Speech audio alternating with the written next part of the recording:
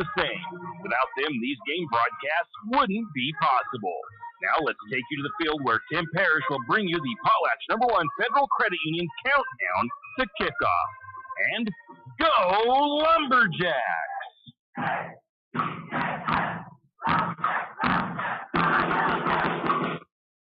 And welcome, Lumberjack fans.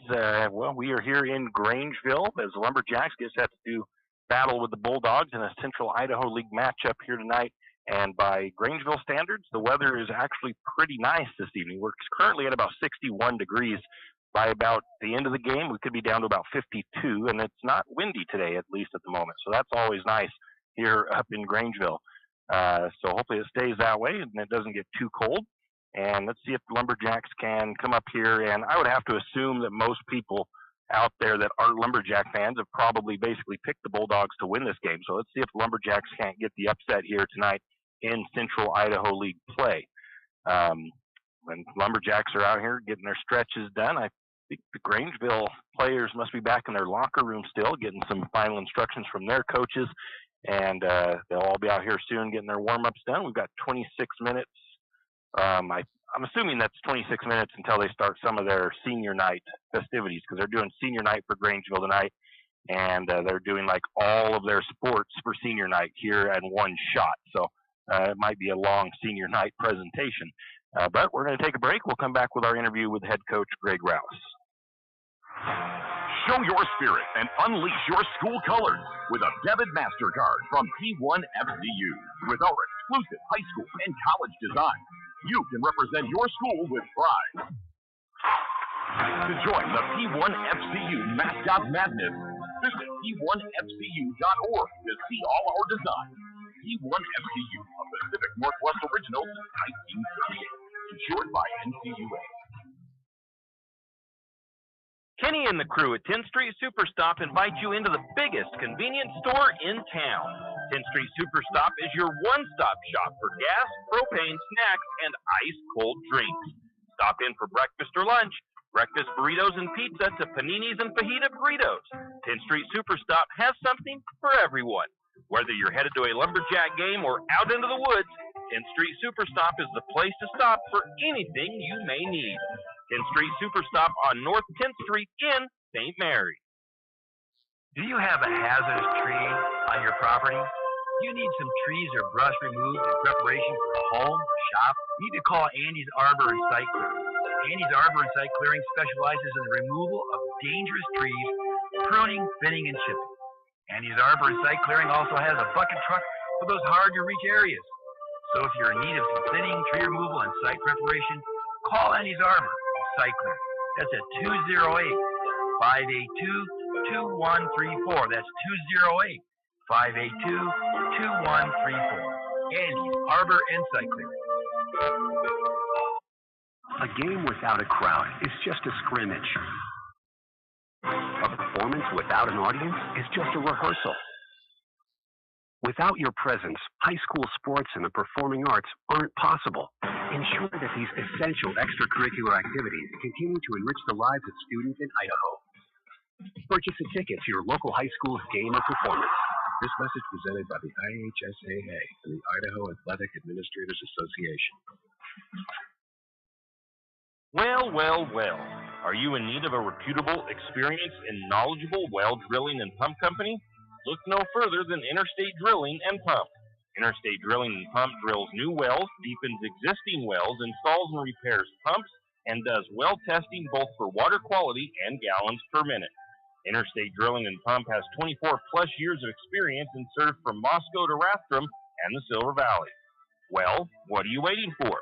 Get on their schedule today. That's Interstate Drilling and Pump, 208-245-5101.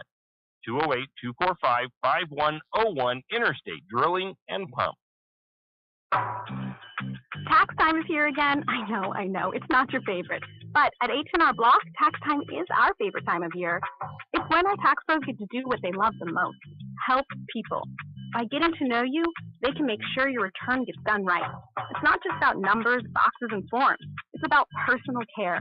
So you get every credit and deduction you deserve. And with an average of 10 years experience, our tax pros get your taxes done right. Just one of the many ways Block has your back. Janelle Martin Holmes, your Farm Bureau insurance agent in St. Mary's, is a proud Lumberjack supporter because they're her hometown team. When it comes to insurance, that's also one reason so many people in St. Mary's choose Farm Bureau insurance. They have a complete line of insurance products, including auto, home, commercial, and life, plus they have great customer service and competitive rates. And they're also a local company with local agents right here in St. Mary's. So let's hear it for our hometown teams. Contact Janelle Martin Holmes, your local Farm Bureau insurance agent in St. Mary's at 105 North 8th Street, St. Mary's. And we have head coach Greg Rouse here for our pregame interview as the Lumberjacks get set to take on the Grangeville Bulldogs. It's been about 2 weeks now, obviously, since you played Timberlake, but a quick thought on that previous game against the Tigers. There's some good things. We put up more total yards than we have done.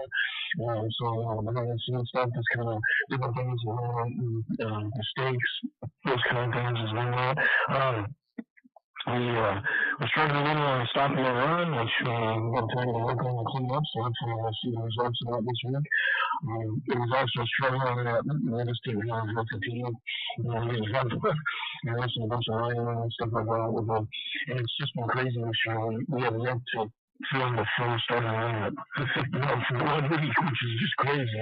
Usually the cold and flu stuff kind of runs its course in a couple weeks in, but it's just keeps coming and keeps doing it. And I'm just struggling to get full practice or full starting squad. And so last week it really hurt us when we're missing the whole right side of the line and getting called up a freshman. And so I put myself in doing that for G-League and filling in and of course playing one of the best D-line and D-Lines we've seen all year. So I'm going to be able to do some adjustments, get the backs to help out in the blocking and stay on some of the players to be able to see if we can control that defensive end. But there's stuff like that, looking at it last week. We ran sick. I was hoping the bye week we let it run its course and get through, a lot of the guys so we can be helping us. So we'll see if we get a full lineup. All right. Well, last week was a bye week, a week off for as far as the game is concerned, but it wasn't a week off for you guys. What did you guys focus on last week and even this week? We just worked on cleaning up the offense to be able to finish when they're struggling in the red zone, to be able to finish drives in the end zone. So we worked on that, made some different changes and personnel and things. And then defensively, we focused on the run, be able to start the run. We're pretty solid in the pass, because we're in shut down at the top last year. High school, Idaho high school football, the week before. And so we've got the pass defense down, but we really need to work on the defense, so we're focused on it. All right. And Grangeville almost got basically a bye week last week, too, because we're, forfeited to them. But do you think it's beneficial for you to have a bye week before going? Like most backseat drivers, I'm all about safety. Got potholes. Got it. So Les Schwab Tires makes my job easy. With services like brakes, steering, and alignment. Those cheap tire centers just throw on tires, and that's it. Now, I'm not telling people how to do their job. Blinker. I'm just glad Les Schwab takes safety as seriously as me. Help keep drivers and backseat drivers safe with Les Schwab Tires. Doing the right thing since 1952. It's in Park, right? Archie's IGA is not only a proud supporter of Lumberjack sports, but a proud supporter of the St. Mary's community and shopping locally. When you shop local, you help businesses support other local businesses, as well as helping your local businesses to provide jobs. Did you know that local business taxes help maintain communities and counties by fixing roads and maintaining recreational facilities? Local business owners invest in the community and have a vested interest in the future of our community. So won't you help Archie's IGA by supporting your local businesses and shop locally? Oh yeah, and let's not forget those lumberjacks. Any adventure, any task, anytime. There's a Yamaha utility ATV for any ride and any rider. See the full lineup at St. Mary's Dawn Cycle. Adventure seekers can start with the trail-tested capability and comfort of the Yamaha Grizzly lineup. For the ultimate in mid-size ATV performance, check out the Yamaha Kodiak 450. And for those who mix work and pleasure, the Yamaha Kodiak 700 line devours chores and leaves room for adventure. Find your utility ATV at St. Mary's, Don Cycle, or YamahaMotorsports.com. ATVs are recommended for use only by riders aged 16 years and older. ATVs can be hazardous to operate. Yamaha recommends an approved training course. For safety and training information, see your dealer or call 1-800-887-2887. Hughes Ace Hardware wants to invite you to come in and take a look. Hughes isn't just about hardware. Whether you need dish soap and sponges to clean up after your husband's guys' night, or storage solutions for your wife's shopping addiction, you can find it at Hughes. Come see the difference. Everything you need, from a blow dryer to replace the one your toddler drops in the toilet, to a bathroom scale to help your hubby stay on his fitness goals. Hughes Ace Hardware is the place to get the products you need and the help you want all the time, every time. You always hear on the radio, cross the bridge to savings. But it's true. St. Mary's Harvest Foods has what you need when you need it. And if you don't see it, then just ask one of the friendly staff and they will gladly help you find what you need. From meat, super fresh produce, and dairy, St. Mary's Harvest Foods will save you big on the things you need the most. No time to cook tonight? Then check out the hot deli for something quick for dinner. St. Mary's Harvest Foods, where you truly can cross the bridge to savings. Jack Fuel Trucking knows that there are few things as important as wise use of our natural resources. And by utilizing the chips in the manufacturing of lumber, that is exactly what is accomplished. If you look beyond the wood chips, you see an entire community of schools, churches, and businesses, and most importantly, people. Jack Fuel Trucking believes in the responsible harvesting of our natural resources. After all, if you take a close look, those aren't just chips. They're an entire community. Jack Fuel Trucking. Into a big game against a tough league opponent? I think it can be beneficial. Could also be, depending on how you focus. We're talking to kids about winning the right week. You know, you're another game with the idea of practicing hard, maybe you want to do that, and you can use that time wisely and can give you a chance to get healthy, those kind of things, and can be a benefit. If you don't, then you cannot. You know, I'm not sure if Grangeville, as far as or if, you know, is down in numbers really bad from what I understand, and so they couldn't run through the team. So they're talking about week, they had a bunch of grade siblings, that kind of thing too. So we'll see how it, you know, if it benefited them or not. But hopefully it benefited us, and that was, you know, we really worked hard and really emphasized on about like 2 kids when we put them into the effort. So we'll see the results. All right, we're talking with head coach Greg Rouse. We'll take a quick break and come back with more.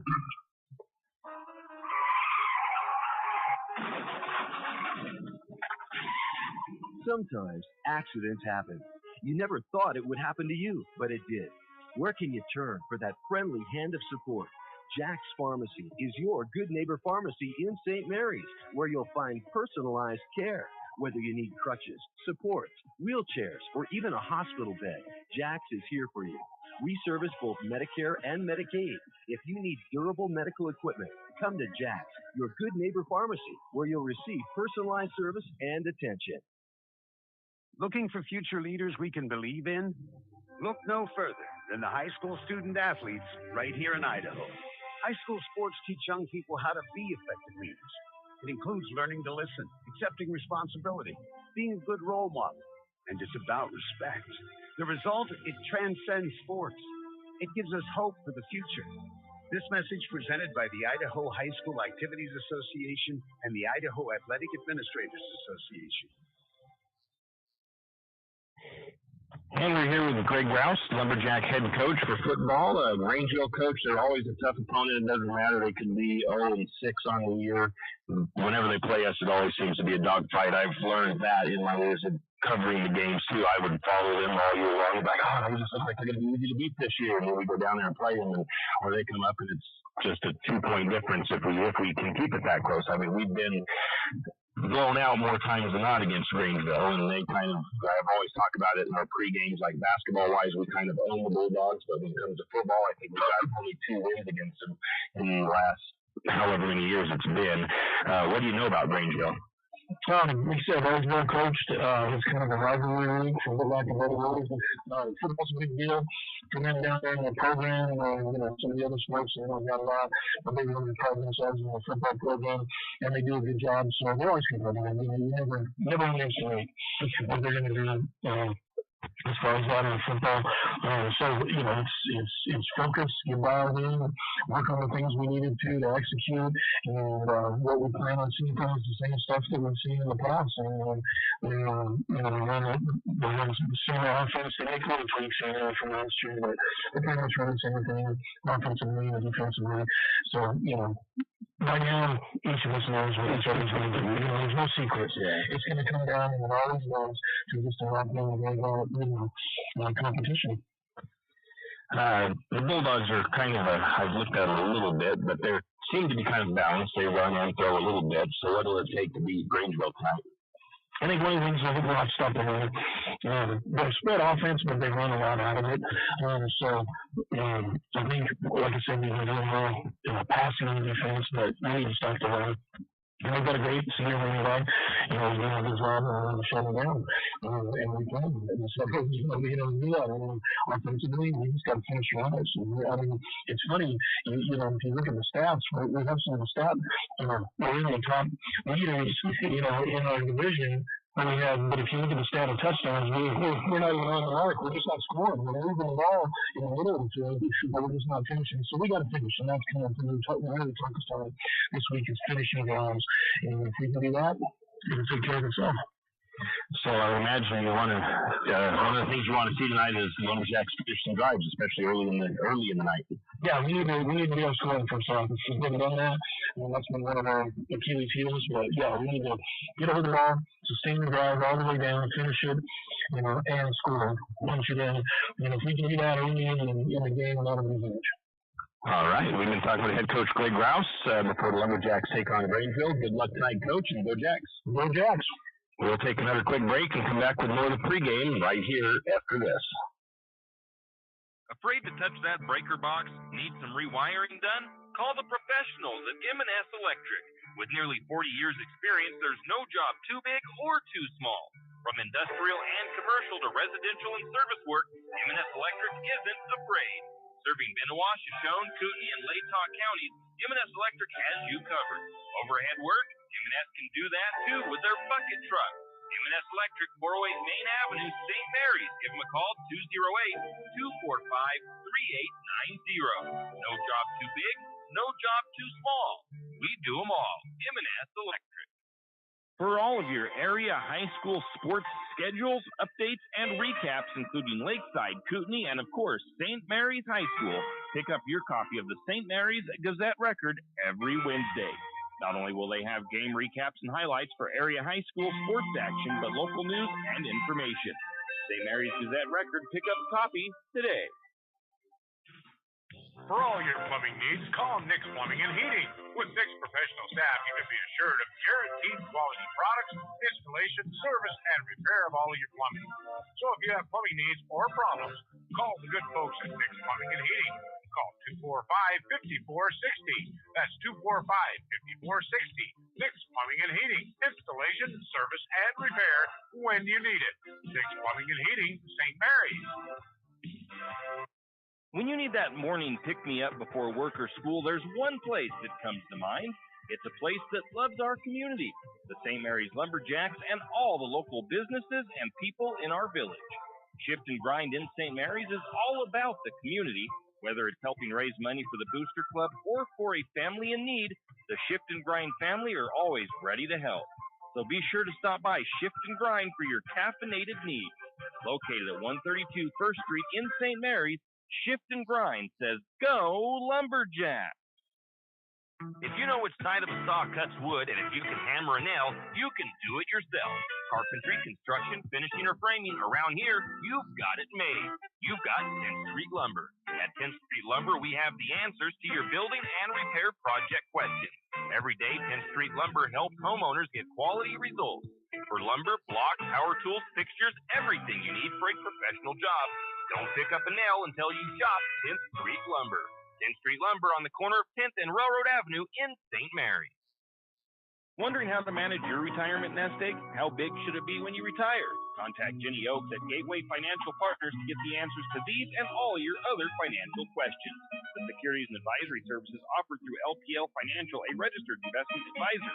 Member FINRA SIPC. With over 30 years of financial planning, give Jenny Oaks a call at Gateway Financial Partners today. The guidance is free. The experience is priceless. Call 245-5255.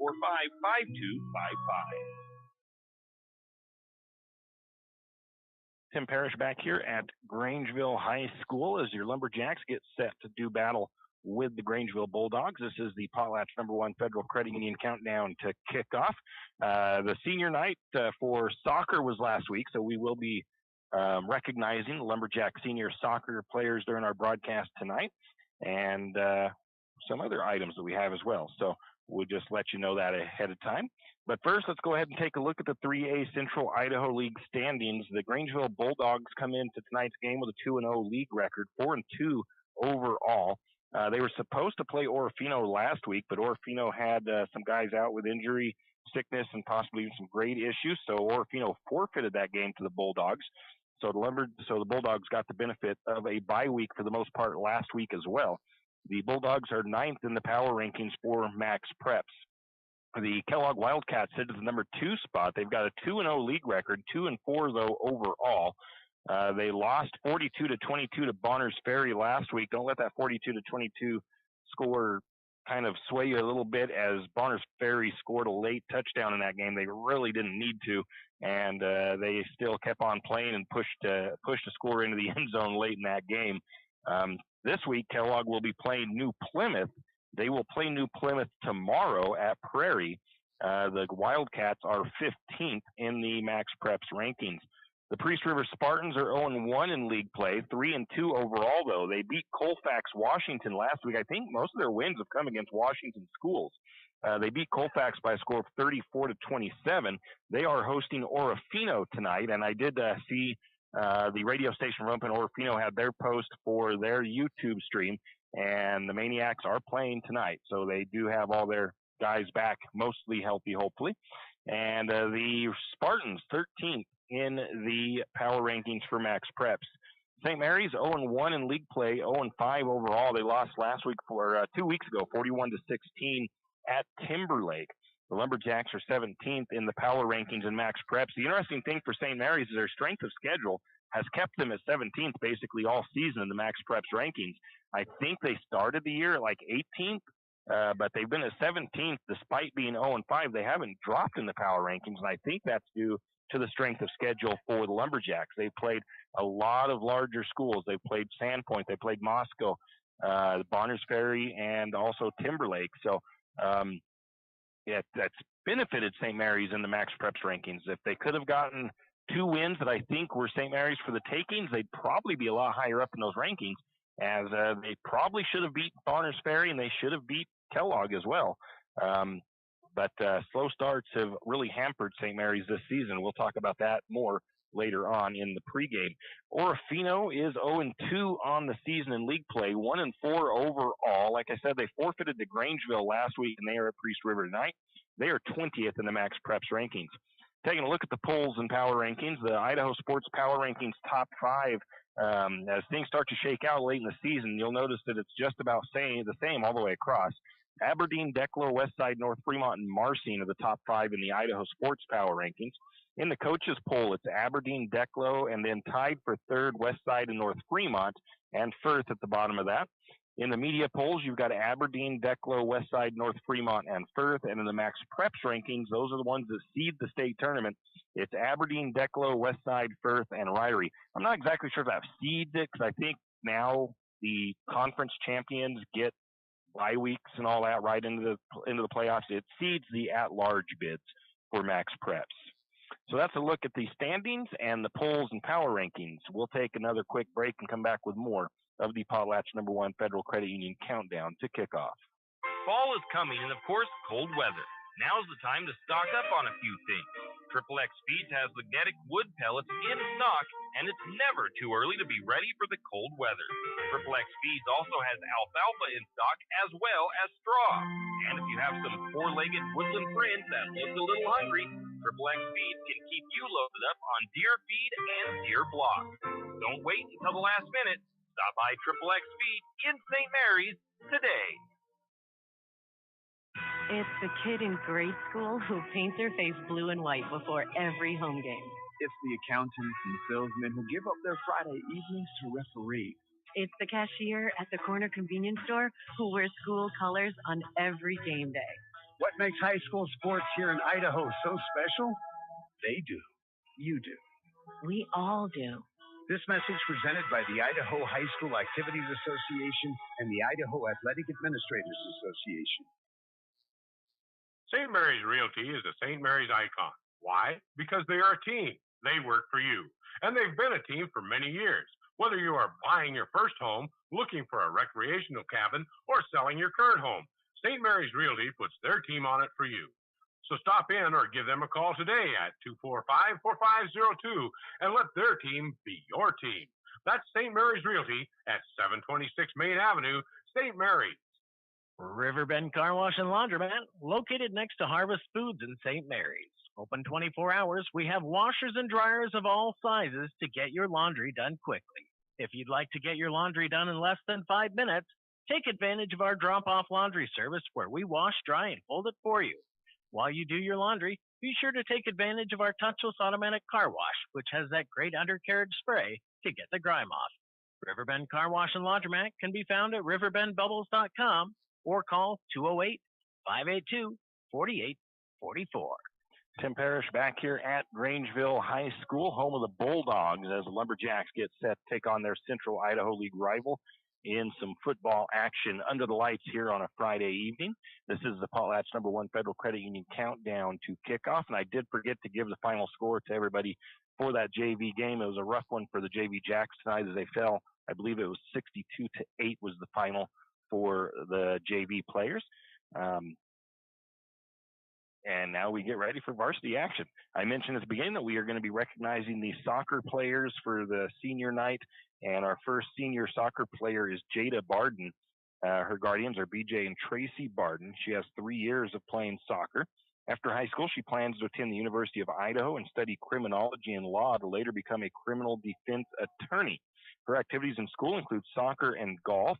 Her most memorable moment was when she got to be a goalie her senior year in her game against Coeur d'Alene. She'd like to thank her mom, her dad, Mimi, brother, Amber, Tim, Cassia, Liara, Tiffany, Selah, Serenity, Becca, Kate, Kelsey, Kaylin, and the rest of the soccer team. That is your first Lumberjack soccer senior, Jada Barden. Now back to our Potlatch #1 Federal Credit Union countdown to kickoff.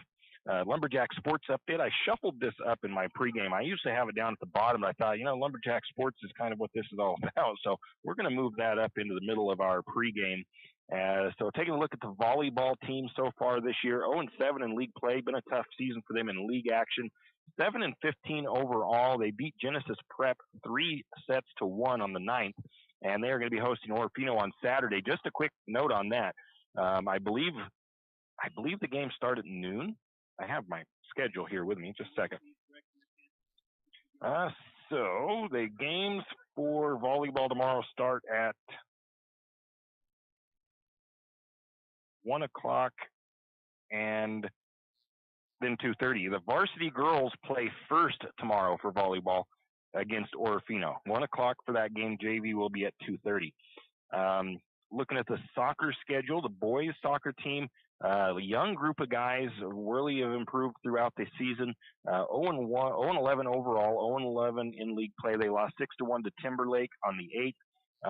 From what I understand, on the schedule that shows they're hosting Coeur d'Alene Charter tomorrow at noon at St. Mary's at the Potlatch Deltic Fields. But I'm not 100% sure because it wasn't on the schedule of events from the AD that we received at the beginning of the week. So if you have a player, you probably know for sure if they are playing tomorrow or not. Other than that, district starts on Monday in Post Falls at Real Life Fields for boys soccer. Girls soccer, 1-8-1 on the season. They lost 6-0 to Timberlake on the 8th. And again, their district start on Monday as well in Post Falls at the Real Life Ministries Fields. That's a look at the Lumberjack Sports Update. We'll take a quick break and come back and look at sports around the county. Whistle Stop Coffee and More has come a long way from the little shop on Railroad Avenue. How far? Not only did they upgrade their Railroad Avenue location, they added a second location. That second location for Whistle Stop Coffee and More is on 313 St. Joe River Road. Both locations offer tasty drinks of coffee, Red Bull, or Lotus Energy, and food options, from acai bowls to cookies and delicious bagel sandwiches. Whistle Stop Coffee and More is the perfect stop for a quick bite and a drink on your way to work or school. Whistle Stop Coffee and More in St. Mary's. Does your furry friend need a bath? Don't want to deal with the hassle and the mess from bathing your furry friend? Make an appointment with Barks and Bubbles Groom Shop today. Barks and Bubbles, located at 402 North 10th Street in St. Mary's, will have your furry friend looking and feeling like $1 million in no time. And guess what? No mess at home, no scratches, and no getting soaked from head to toe. Let Barks and Bubbles Groom Shop handle the work. Barks and Bubbles Groom Shop also offers pet boarding. Call for an appointment today at 208-245-5755. That's 208-245-5755. Barks and Bubbles Groom Shop in St. Mary's. Show your spirit and unleash your school colors with a debit MasterCard from P1 FCU. With our exclusive high school and college design, you can represent your school with pride. To join the P1 FCU Mascot Madness, visit P1FCU.org to see all our designs. P1 FCU, a Pacific Northwest original since 1938. Insured by NCUA. Tim Parrish back here at Grangeville High School as we get set for the Lumberjacks taking on the Bulldogs. Both teams, it looks like, have, at least the Lumberjacks, have headed back into their locker room for some final coaching info from their head coaches and their coaching staff. Take a look at another Lumberjack soccer senior for their senior night recognition. Tiffany Bell is a Lumberjack senior. Her guardians, dad Christopher Bell, stepmom Anna Anderson. She has 2 years of playing soccer. After high school, she plans to attend the University of Idaho, but she is still undecided on what she would like to major in. Activities in school include soccer, track, and Business Professionals of America. Her most memorable moment was making her first goal at the beginning of the season. She would like to thank her family and her coaches, Amber and Tim, for always being there to help, as well as Trenton for his endless support and showing her love for soccer. Lastly, she would like to thank Liara, Jada, Becca, Kate, Kelsey, Selah, Serenity, Haley, and the rest of the team. That is Lumberjacks soccer senior Tiffany Bell. Now we'll take a look at some other sports action from around our area as we give you updates on Lakeside and Kootenai. The Lakeside Knights volleyball team is 3-3 in league play this year. They're 7-4 overall. In their last match, they lost 3-2 at Wallace. They were at Genesee last night. I did not look up and find their results from that match. The Lakeside Knights football team is on a roll this year. They are 3-0 in league play, 5-0 overall. They beat the Deary Mustangs last on the 4th, 40-38. They will be hosting Coeur du Christ tonight. Looking at the Kootenai Warriors, their volleyball program is 2-4 in league, 3-11 overall. They lost 3-1 to St. Mary's JV on the 8th, and that looked like their last regular season matchup for Kootenai volleyball. That's been a look around the area in sports action for high school. We'll take a quick break, come back with more of the Potlatch #1 Federal Credit Union Countdown to kickoff live from Grangeville. Kenny and the crew at 10th Street Superstop invite you into the biggest convenience store in town. 10th Street Superstop is your one-stop shop for gas, propane, snacks, and ice-cold drinks. Stop in for breakfast or lunch. Breakfast burritos and pizza to paninis and fajita burritos. 10th Street Superstop has something for everyone.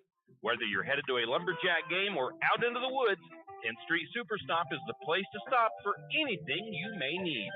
10th Street Superstop on North 10th Street in St. Mary's. Do you have a hazardous tree on your property? Do you need some trees or brush removed in preparation for a home or shop? You need to call Andy's Arbor and Site Clearing. Andy's Arbor and Site Clearing specializes in the removal of dangerous trees, pruning, thinning, and chipping. Andy's Arbor and Site Clearing also has a bucket truck for those hard-to-reach areas. So if you're in need of some thinning, tree removal, and site preparation, call Andy's Arbor Recycler. That's at 208-582-2134. That's 208-582-2134. Andy's Arbor and Cycling. A game without a crowd is just a scrimmage. A performance without an audience is just a rehearsal. Without your presence, high school sports and the performing arts aren't possible. Ensure that these essential extracurricular activities continue to enrich the lives of students in Idaho. Purchase a ticket to your local high school's game or performance. This message presented by the IHSAA and the Idaho Athletic Administrators Association. Well. Are you in need of a reputable, experienced, and knowledgeable well drilling and pump company? Look no further than Interstate Drilling and Pump. Interstate Drilling and Pump drills new wells, deepens existing wells, installs and repairs pumps, and does well testing both for water quality and gallons per minute. Interstate Drilling and Pump has 24 plus years of experience and serves from Moscow to Rathdrum and the Silver Valley. Well, what are you waiting for? Get on their schedule today. That's Interstate Drilling and Pump, 208-245-5101. 208-245-5101, Interstate Drilling and Pump. Tax time is here again. I know. It's not your favorite. But at H&R Block, tax time is our favorite time of year. It's when our tax pros get to do what they love the most, help people. By getting to know you, they can make sure your return gets done right. It's not just about numbers, boxes, and forms. It's about personal care, so you get every credit and deduction you deserve. And with an average of 10 years experience, our tax pros get your taxes done right.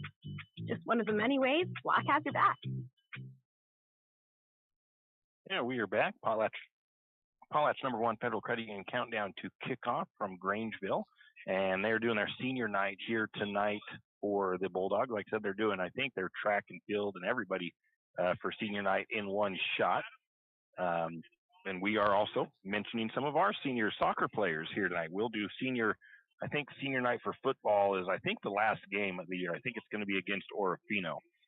Our next senior for the soccer team goes to the boys' side of things. Cody Teft, his guardian, Jenny Teft, he has 1 year of playing soccer. After high school, Cody plans to attend the Air Force Academy. His activities in school include soccer, wrestling, baseball, and Business Professionals of America. His most memorable moment was getting a yellow card at Timberlake.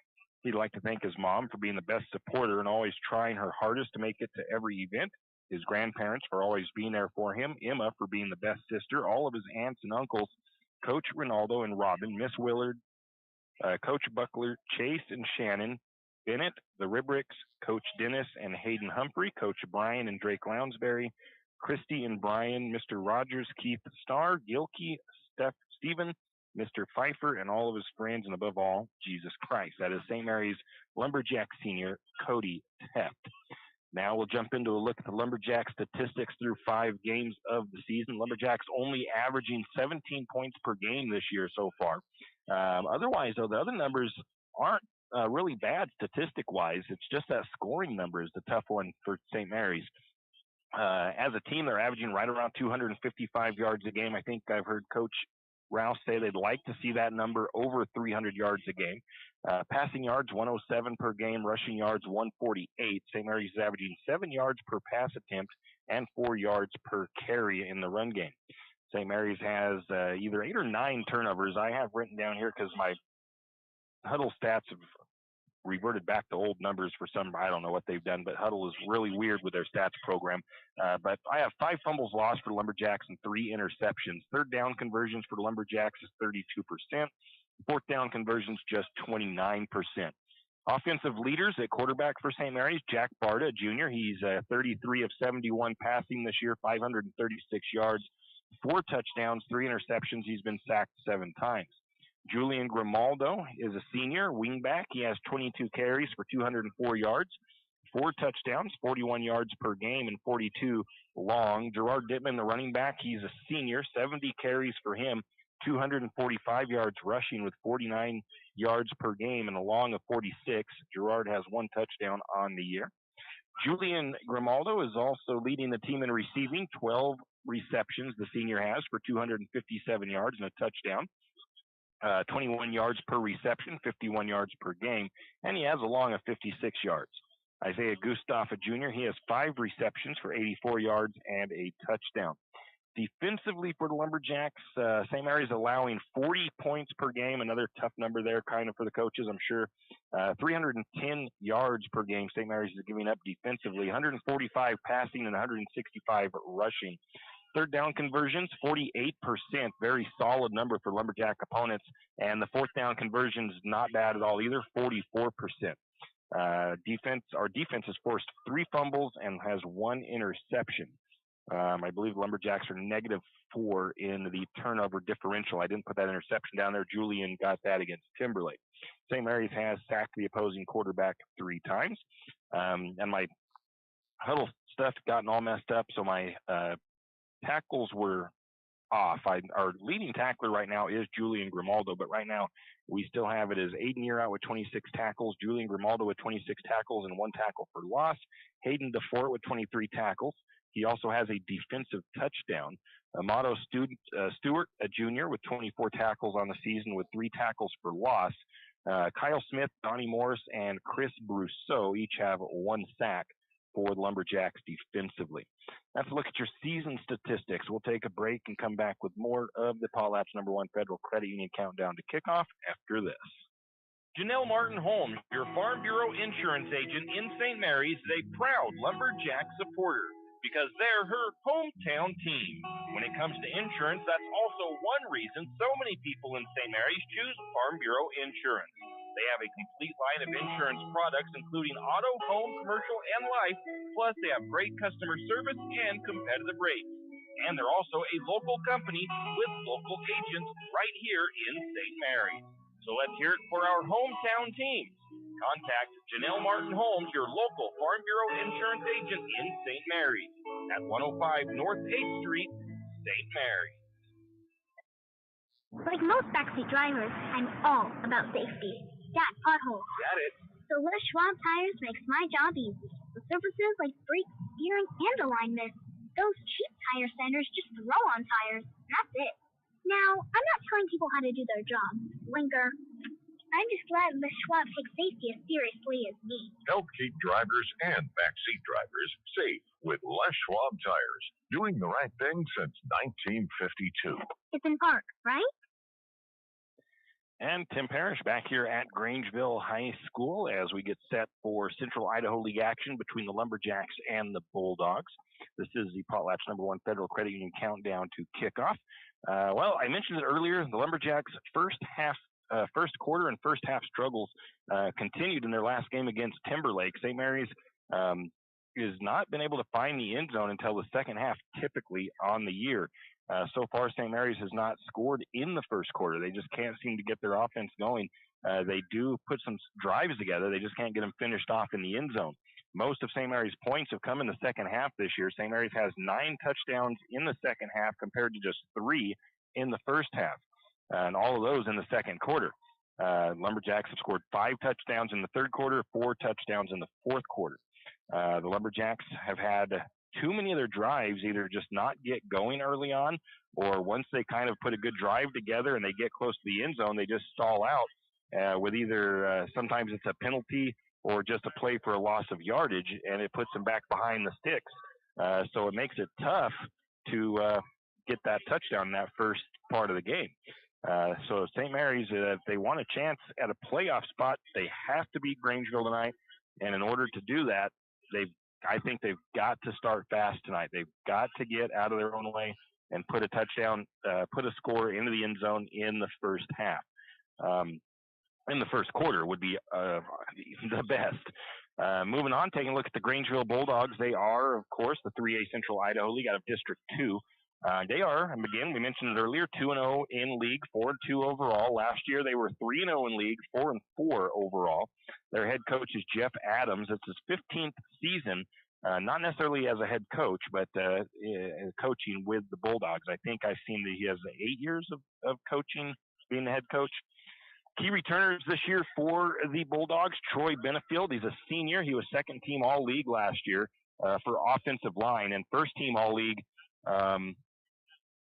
for defensive line. David Goakoa, senior, first-team All-League last year at quarterback. He is a senior this year. Cooper Poxleitner is a senior. He was first-team All-League at running back last year. Bo Bruzas, a senior, first-team All-League offensive lineman last year. Talon Brown, a junior, he was second-team All-League on the offensive line for the Bulldogs last year. Thane Williams, senior, second-team All-League at linebacker last year. So the Bulldogs bring back a host of very talented players. Looking at their roster, they have a senior stacked roster this year. They have 12 seniors on their varsity roster. A couple of players lost last year was Cody Clement and Aaron Forsman. Some players to look out for in our broadcast tonight that we might see make an impact on this game is junior Traven Sickles. He's an offensive lineman and a defensive lineman. Terry Ike, he's a senior running back and linebacker. Parker Farmer, he's a senior offensive lineman, defensive lineman. And Kobe Beach, who is a junior linebacker for Grangeville. And that is not stuff for this pregame. So we'll take another quick break and then we'll come back with more. Archie's IGA is not only a proud supporter of Lumberjack Sports, but a proud supporter of the St. Mary's community and shopping locally. When you shop local, you help businesses support other local businesses, as well as helping your local businesses to provide jobs. Did you know that local business taxes help maintain communities and counties by fixing roads and maintaining recreational facilities? Local business owners invest in the community and have a vested interest in the future of our community. So won't you help Archie's IGA by supporting your local businesses and shop locally? Oh yeah, and let's not forget those lumberjacks. Any adventure, any task, anytime. There's a Yamaha utility ATV for any ride and any rider. See the full lineup at St. Mary's Dawn Cycle. Adventure seekers can start with the trail-tested capability and comfort of the Yamaha Grizzly lineup. For the ultimate in mid-size ATV performance, check out the Yamaha Kodiak 450. And for those who mix work and pleasure, the Yamaha Kodiak 700 line devours chores and leaves room for adventure. Find your utility ATV at St. Mary's Dawn Cycle or YamahaMotorsports.com. ATVs are recommended for use only by riders aged 16 years and older. ATVs can be hazardous to operate. Yamaha recommends an approved training course. For safety and training information, see your dealer or call 1-800-887-2887. Now we are back, getting ready to wrap up our Potlatch #1 Federal Credit Union countdown to kick off as the Lumberjacks head out of the locker room, headed back to the field. And we're getting close to, I think, national anthem time and opening ceremonies, I guess you could say. So for tonight, I think it's very important for St. Mary's to start strong. We have said that just about every pregame since about middle way through the season so far, but they need to come out and start strong offensively. I wouldn't doubt, as you typically, if St. Mary's wins the coin flip at the beginning of the game, they typically go on defense first. I wouldn't be surprised if the Lumberjacks win that toss, that they come out on offense instead, just to try to change things up and try to get things going earlier offensively. I think if the Jacks can win, like I just said, I kind of went off my script and realized I didn't say that. If the Jacks start slow again tonight, though, offensively, and Grangeville can score quickly, it could be a long, tough night for St. Mary's. They are going to have to come out and start fast. Personally, I'd like to see St. Mary's find the end zone in the first quarter tonight, regardless of anything else. I'd just like to see them get a possession into the end zone in the first quarter of play. So we'll see if they can do that. Looking ahead to some college and pro football, the Vandals 4-2 on the season, 1-1 in league. They beat Northern Arizona 23-17 last week. They will be at Montana State tomorrow. Boise State 4-1 overall, 1-0 in their league. Beat Utah State 62-30. They are at Hawaii on tomorrow. I think we're going to have the national anthem, so we'll go to the field for that. Play performed by the Grangeville High School Band, directed by Bridget Purdy.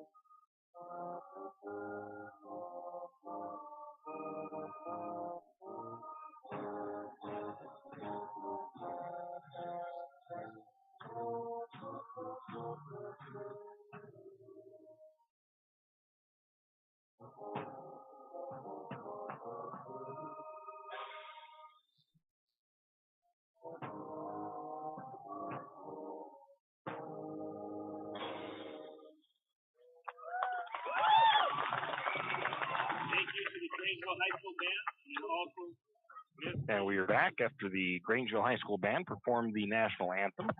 And now we'll probably be getting captains out to the midfield here in just a moment, or actually starting lineups first. So we'll get the starting lineups for Grangeville. We know the Lumberjacks are always introduced as a team,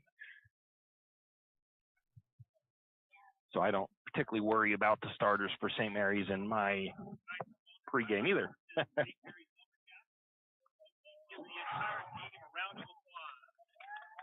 The Lumberjacks have been announced. They run to the middle of the field as a team. Little huddle and little fire up mode here on the 40-yard line for St. Mary's. Now we'll get you the starters for Grangeville. We'll let you know offense or defense here in just a moment. And now your starting lineup for Grangeville Bulldogs. Be loud, proud, stop and clap. Here we go.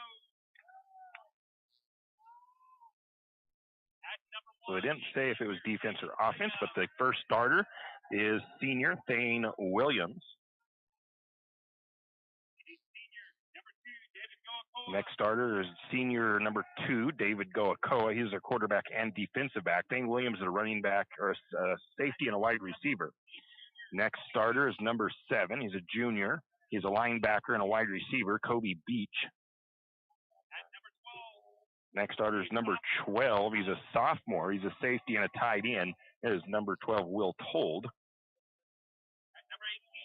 Next starter is number 18. He's a sophomore safety and wide receiver, Troy Long. Number 36, he's a senior. He's a safety and a running back. It's Cooper Poxleitner.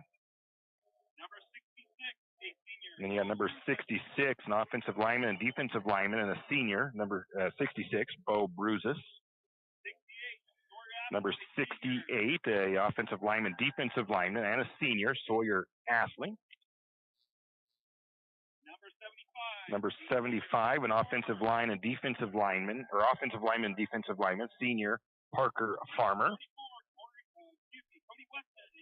And number 44, who's not on my roster, he is Cody Weckman, who is a sophomore. And 55, Brody Minray. A couple of guys not on my roster. I'll put his name down as Brody, because I didn't get that fine for that last name. Back to the Seahawks. They lost last night in Thursday Night Football to the Niners, so they are 3-1 on the year. They are at Detroit Monday night. No, I didn't update the Seahawks schedule on here. They did play last night, so that is that for our pregame. We're going to take a break as the captains will go meet at the midfield, and then we'll get you the coin toss winners and set the scene after this word from our sponsors. Hughes Ace Hardware wants to invite you to come in and take a look. Hughes isn't just about hardware. Whether you need dish soap and sponges to clean up after your husband's guys' night, or storage solutions for your wife's shopping addiction, you can find it at Hughes. Come see the difference. Everything you need, from a blow dryer to replace the one your toddler dropped in the toilet, to a bathroom scale to help your hubby stay on his fitness goal. Hughes Ace Hardware is the place to get the products you need and the help you want all the time, every time.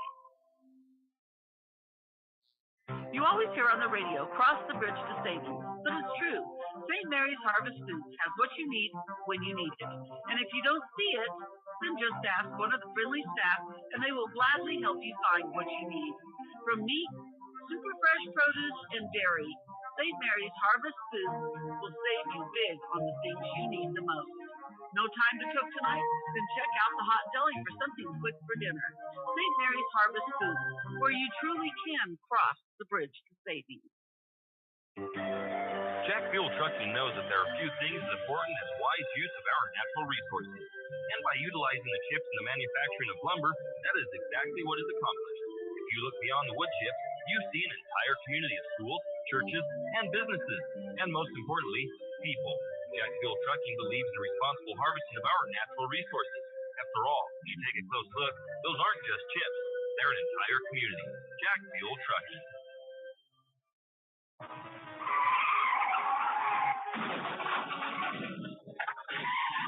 Sometimes accidents happen. You never thought it would happen to you, but it did. Where can you turn for that friendly hand of support? Jack's Pharmacy is your good neighbor pharmacy in St. Mary's, where you'll find personalized care. Whether you need crutches, supports, wheelchairs, or even a hospital bed, Jack's is here for you. We service both Medicare and Medicaid. If you need durable medical equipment, come to Jack's, your good neighbor pharmacy, where you'll receive personalized service and attention. And we are back, and I think the Lumberjacks are going to be receiving the opening kick. So St. Mary's will go on offense first. Lumberjacks will be going from right to left on your radio dial.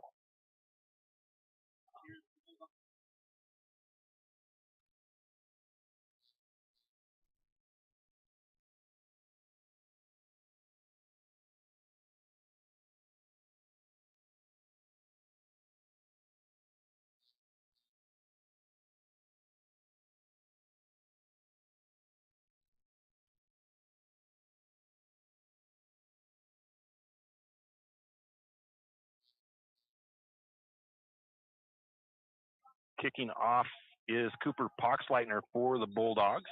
Back deep for the Lumberjacks is going to be Grimaldo and Barta. That ball is going to be kicked low, skipping. It's going to be Gerard Dittman with the run back on it. The Lumberjacks.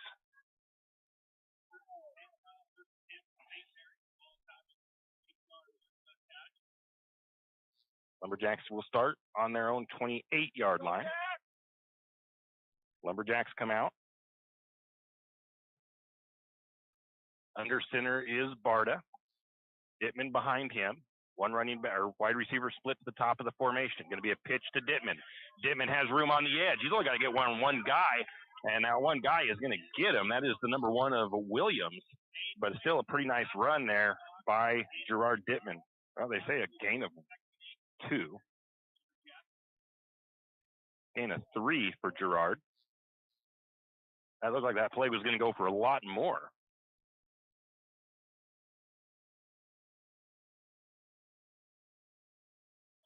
Lumberjacks split a receiver to the near side. That's Grimaldo. Barta under center. Gets a man in motion from right to left. Going to get the pitch out to Dittman. A free runner, though, from the defense is the number 44 of Cody Weckman. Finds Gerard in the backfield.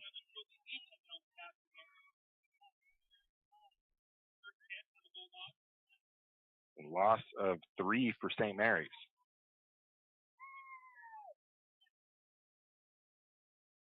Well, brings up 3rd and 10 for St. Mary's on their own 28. Lumberjacks have Grimaldo to the near side as a wide receiver. Again, Barta under center, man in motion. Going to be a pass play for Barta. He's going to find Sloper, and Sloper's going to pick up close to the line of game.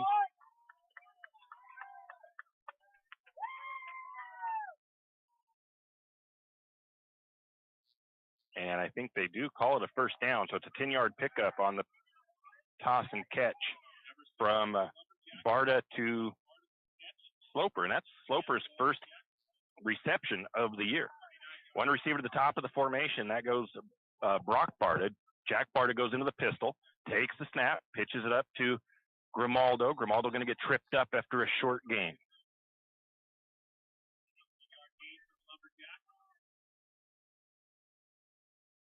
That's that counter play for the Lumberjacks. Brings up 2nd and 9. St. Mary's up to the 39-yard line. They say no gain, but I'm going to leave it where I put the stat down at. Lumberjacks break the huddle, coming back up the line of scrimmage. Julian comes out to the near side as a wide receiver. Dittman in the backfield. Barta under center. Man goes in motion. That's Morris. Going to get the throw from Barta, reverses back the other way. He's trying to escape pressure. He does get around it for a little bit, but he's going to be sacked in the backfield. I believe that was Poxleitner. Nope, 75 Farmer with the tackle. I'm going to call that a quarterback sack. Loss of 10.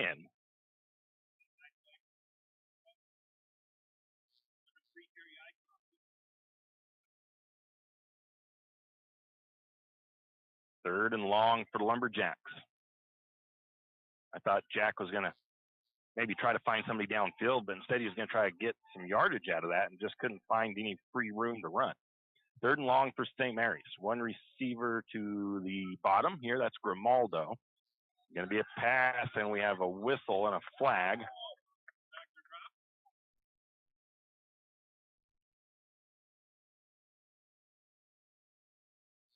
And the call, I think, everybody's pointing at the Bulldogs, so I think it's going to be a pre-snap penalty on Grangeville, so a 5-yard penalty on the Bulldogs on the offsides. Still 3rd and long for St. Mary's, though. 3rd and 14 yards, 3rd and 15.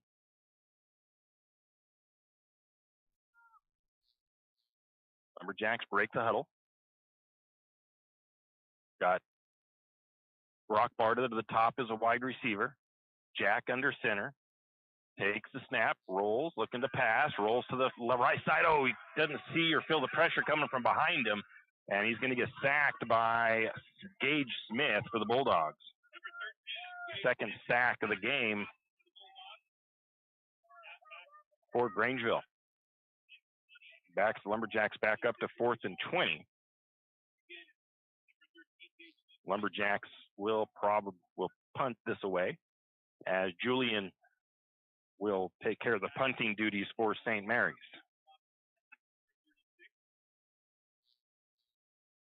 Oxleitner waits at the 40 of Grangeville. Nice snap, high punt to the sideline. It's going to be short. Going to take a good Lumberjack roll, though. It actually rolls back into play, and that ball will be downed at the 41-yard line of Grangeville. So that punt looked like it was going to be kind of like shanked out of bounds, but it hit in play and took a nice Lumberjack roll. And the Bulldogs will start 1st and 10 on their own 41-yard line. The Shack in St. Mary's is a proud sponsor of tonight's broadcast of Lumberjack Football. They are located just past Harvest Foods. They have great food, fast service, hamburgers, Mexican food, espresso, shakes, and much more. Stop by the Shack in St. Mary's. David Goakoa in the pistol for the Bulldogs. 3 receivers at the top of the formation. He has Poxleitner behind him as a running back. Tries a little hard count action there, getting the Lumberjacks to jump off. Going to be a pass out into the flat to the far side. It's caught by Long, and he'll be slung down by Grimaldo.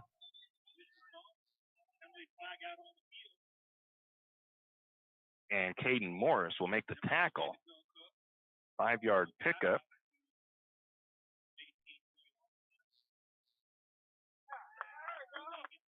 And there's going to be a holding penalty against Grangeville.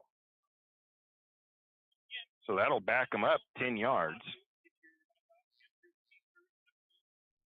That'll back the Bulldogs up to their 31-yard line. It'll be 1st and 20 for Grangeville. Lumberjacks, due to some sick players, they have freshman Nathan George starting as a cornerback for the Lumberjacks today. Number 2 on the field right now. Bulldogs come out with 2 receivers to the near side, 1 to the top of the formation. Goakoa in the pistol. He's going to hand it off to Poxleitner. Poxleitner runs into some Lumberjacks in the holes, gets around a couple of them, but then Grimaldo and Loki Rice to clean it up.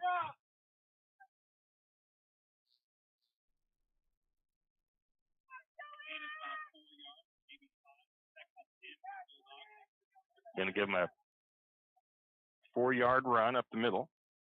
Brings up 2nd and 16. Going to be a little flip pass out into the flat to Poxleitner, and Poxleitner finds some room to run. He's going to be taken down after getting first down yardage.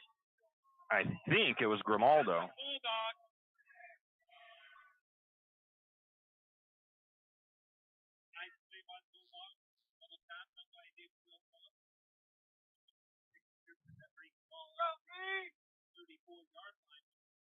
So that ball is to the St. Mary's side of the field. 31-yard pickup on that play.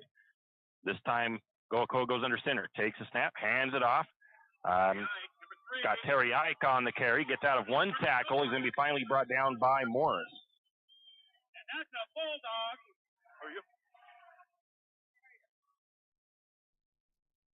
Another big gain for the Bulldogs. Looks like that's taking the ball down to the 15-yard line. 19-yard run up the middle for the Bulldogs. Again, Goakoa going under center. Looking to the sideline.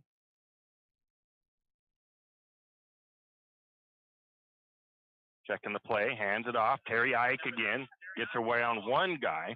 Finally brought down by, I think, the 65 of Cody Mitchell.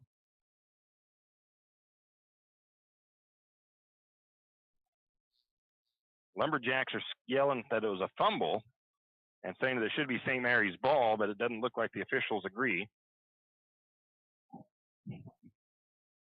And the ball moved up another 5 to the 10.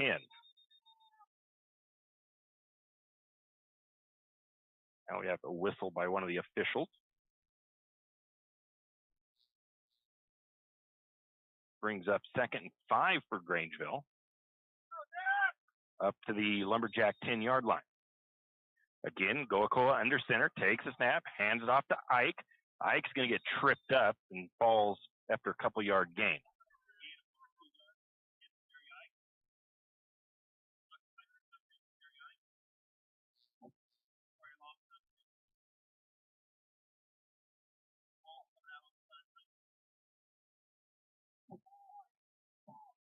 Puts the Bulldogs to the 6-yard line.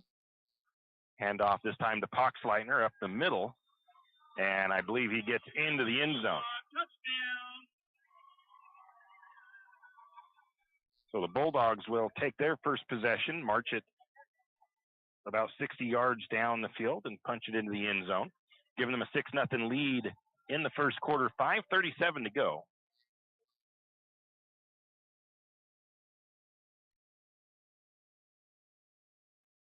Bulldogs going for 2. Goakoa under center, takes the snap, hands it off Poxleitner, finds a little room to run, and is going to punch it in for the 2-point conversion. So with 5:37 to go in the first period, it's the Bulldogs 8, St. Mary's nothing. We'll be back with the next kickoff after this. Looking for future leaders we can believe in? Look no further than the high school student athletes right here in Idaho. High school sports teach young people how to be effective leaders. It includes learning to listen, accepting responsibility, being a good role model, and it's about respect. The result, it transcends sports. It gives us hope for the future. This message presented by the Idaho High School Activities Association and the Idaho Athletic Administrators Association. And we are back. Another proud sponsor of tonight's broadcast. We have some senior single game sponsorships available for every game. Tonight, Hodge Funeral Home is one of our single game sponsors for tonight's broadcast. They are available for pre-planning, grief resources, legal advice, eulogies, and obituaries, and funeral planning. Hodge Funeral Home, located at 138 South 8th Street in St. Mary's, 208-245-2611. Hodge Funeral Home is a proud supporter of Lumberjack athletics and the St. Mary's community. Back deep for the Lumberjacks to return the kick will be Brock Barta and Julian Grimaldo. Kicking off is Poxleitner for the Bulldogs.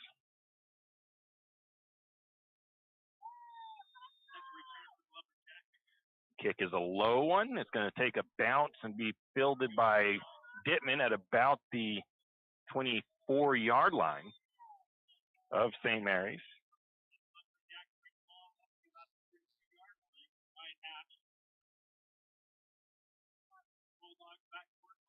And Lumberjacks will start at their own 32 for this next possession. Lumberjacks in their huddle. Lumberjacks short on their personnel. They're trying to get somebody out there. They're missing Amato Stewart as he's got to get out there. They got to get the play to Amato so he knows what it is. Brock Barta to the top of the formation for the Lumberjacks as a wide receiver. Jack is in the pistol. Man goes in motion. Dittman lined up behind him. High snap. Barta able to pull it down. He's looking for some room to run, trying to get to this edge. Tries to get a stiff arm, and he's not going to be able to. I'm going to call that a run and not a sack because it was a bad snap. Loss of 2. high snap there. Barta was able to at least keep it in his possession, but the Lumberjacks lost 2 yards. Wasmith on the tackle for Grangeville. 2nd and 10 for St. Mary's. Again, Brock Barta to the top as a wide receiver. Jack Barta in the pistol. Sends a man in motion. Going to take the snap, hand it to Dittman. Dittman testing that right side and not going to get very far there. Going to say a loss of a yard, I think. They said in the backfield.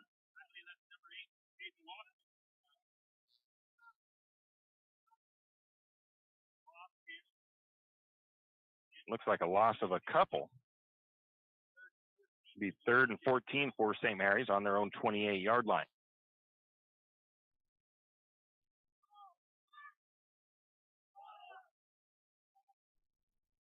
Lumberjacks getting the play communicated. Up to the line of scrimmage. Barta again in the pistol. Receiver to the top of the formation is Brock Barta. Man goes in motion. Jack looking to throw. He's going deep and just is going to overthrow his brother Brock. And a good coverage there by the Bulldogs too, though. That was Thane Williams in coverage for Grangeville.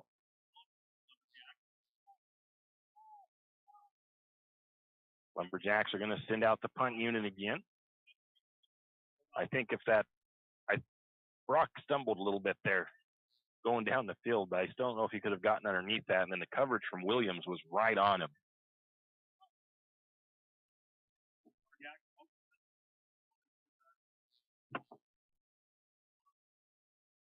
Grimaldo to punt. Had a beautiful punt the first time. Another pretty nice punt, directional. Going to take a bounce for the Lumberjacks. And that'll be all the way to the 40-yard line. There's going to be a late flag there because was a big hit for no reason on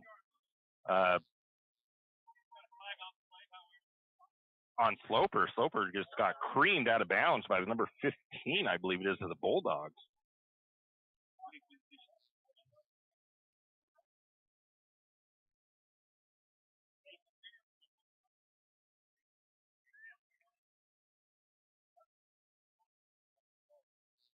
So we got some, looks like we have an offsetting penalty. Sloper and one of the Bulldog players were apparently going at it pretty hard on that punt blocking. And there was a big collision down here on the sideline. So they called it as a offsetting penalty.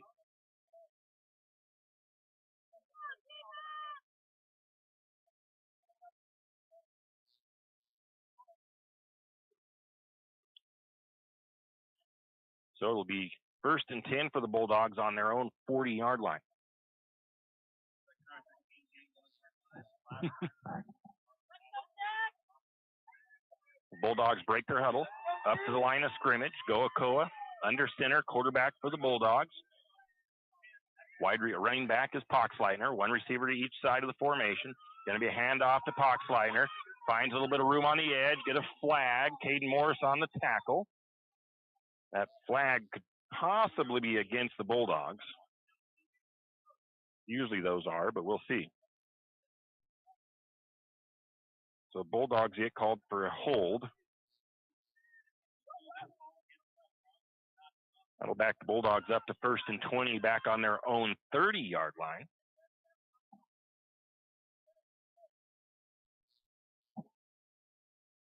We're at 3:47 to go in the first period of play. St. Mary's trails 8-0 to the Bulldogs here in Grangeville.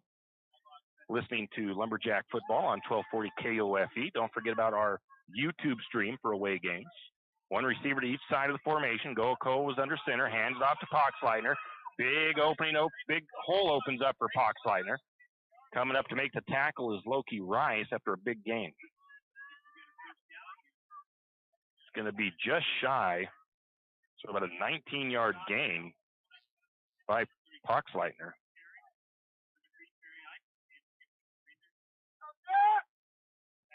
Second and 1 for the Bulldogs. Second really short for the Bulldogs. Poxleitner under center once again. He's got Terry Ike lined up behind him at running back. One receiver to each side of the formation. Goakoa takes the snap, hands it off. Ike finds a little bit of room. He should gain the first down. I believe Cody Mitchell, one of the Lumberjacks on the tackle. That ball is going to be up to the 45.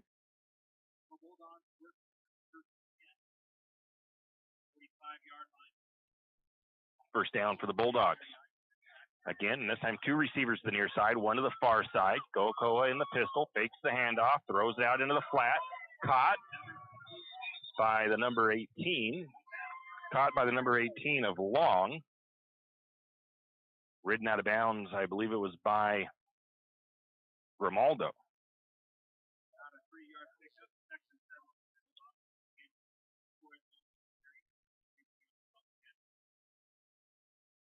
Brings up 2nd and 7 for the Bulldogs.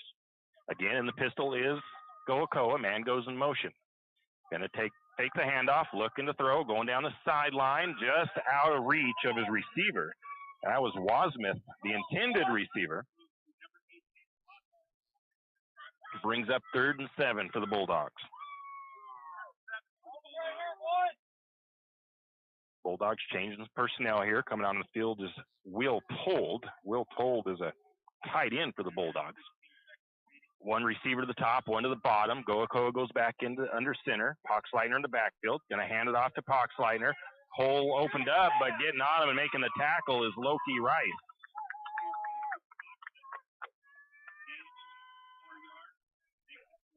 I'm going to call it a 4-yard gain and a nice tackle by Loki. 4th down and about, they say 5 yards to go.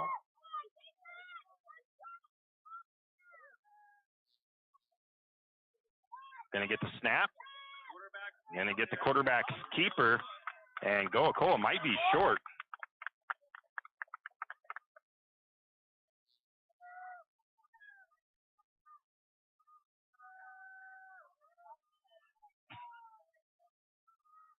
And it is going to be a turnover on down as the Bulldogs come up short on the 4th down attempt. So 1st and 10 for the Lumberjacks.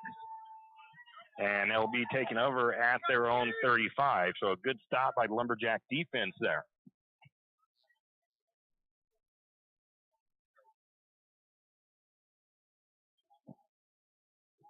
Minute 38 to go in the first quarter. The Bulldogs lead 8-0. Lumberjacks have the ball on their own 35-yard line.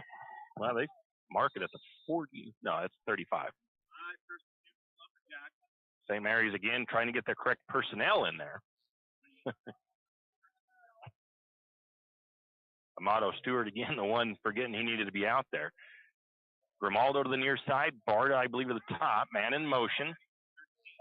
Jack Barta in the pistol takes the snap, and we have a whistle. And it looks like it's going to be against the Bulldogs. 5-yard penalty. Be 1st and 5 now for the Lumberjacks. St. Mary's up to the Lumberjack 40-yard line.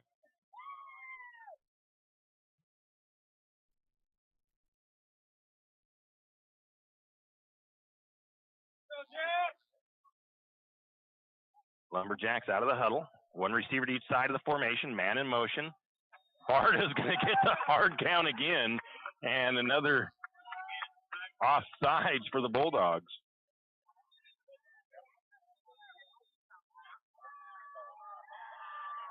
And a timeout taken by Grangeville. It'll be 1st and 10 for St. Mary's up to the Lumberjack 45-yard line after 2 hard counts.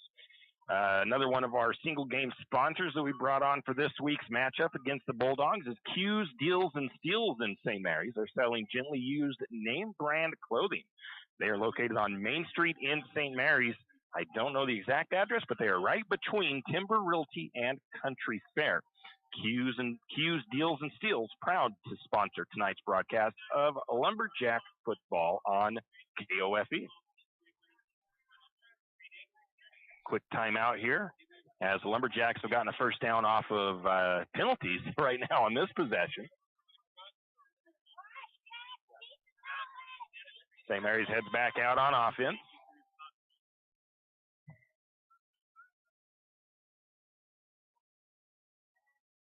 After the Bulldog timeout. I think Coach Jeff Adams was not very happy with his defensive squad on those back-to-back encroachment penalties. So Lumberjacks back up the line of scrimmage. Brock Barta up the top as a wide receiver. Jack Barta in the pistol. Dittman lined up in the backfield as a running back. Man goes in motion. Going to take the snap, hand it to Dittman. Dittman runs into a wall of Grangeville defenders. And it's either going to be no gain or a loss of a yard for the Bulldog or for Lumberjacks. So a loss of a yard. Brings up 2nd and 11 for St. Mary's.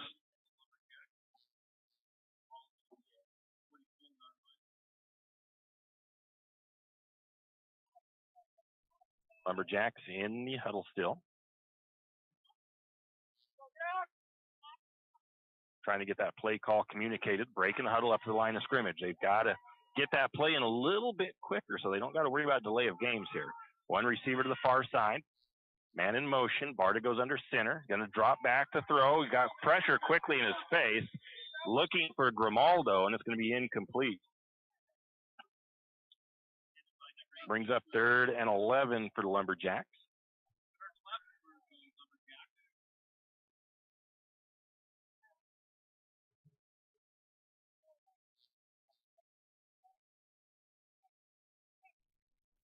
St. Mary's back in their huddle. Again, we'll be introducing a few more of the senior soccer players here in a little bit.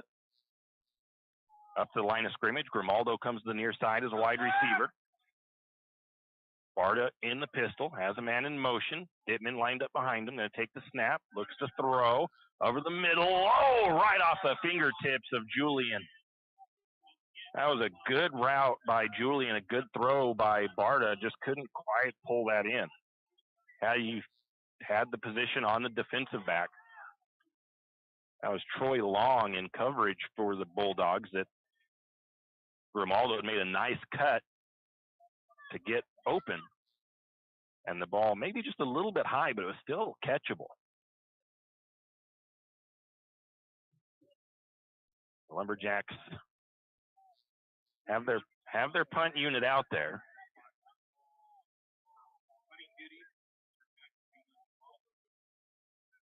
We'll see what the Lumberjacks do here. I don't think St. Mary's will go for it this early in the game. They do have a man in motion. High snap, going to be a fake pitch out by Grimaldo. He's going to come to this near side. He's going to try to shake and bake, and he cannot quite get to the line of scrimmage.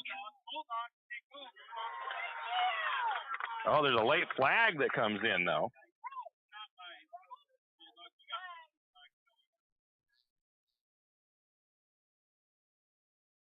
The ball is just about the 45. I think there was about a 1-yard gain. And the penalty goes against the Bulldogs.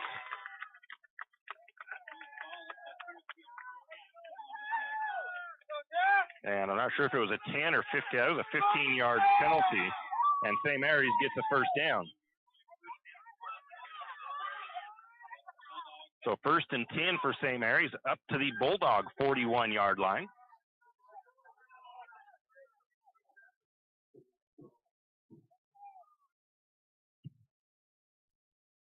Lumberjacks up to the line of scrimmage.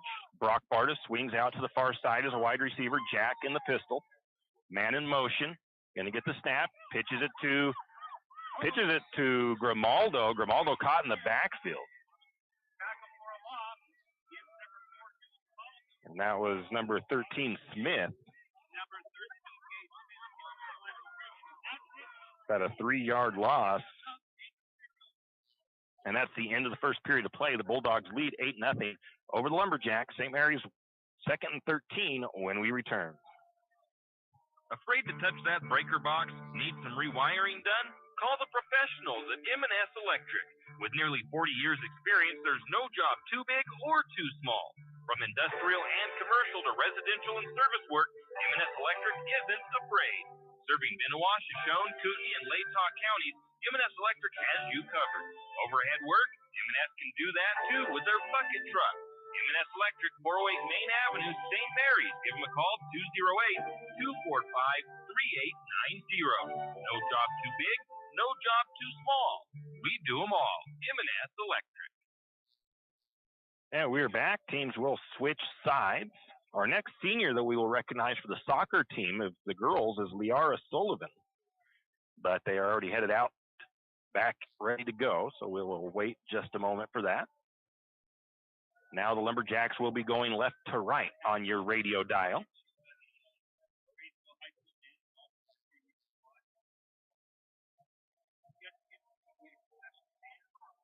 A little chilly out here in Grangeville tonight. Got Lumberjacks trying to stay warm on the sideline.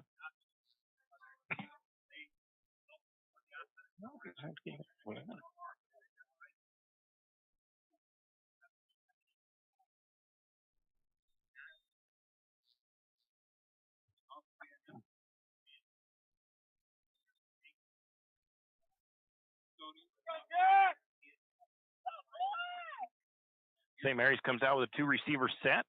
Barta in the pistol, takes the snap, going to drop back, looks to throw, going deep, looking for Grimaldo. Oh, just through his fingertips. That'll bring up third down for the Lumberjacks.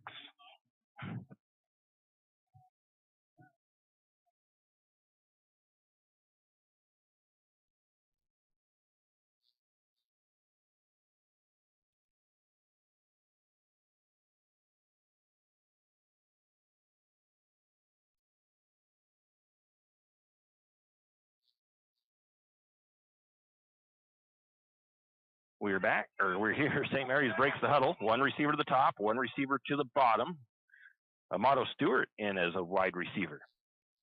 Got Sloper to the top. Oh, we got a flag. This time it's against St. Mary's. Lumberjacks are going to get a false start penalty.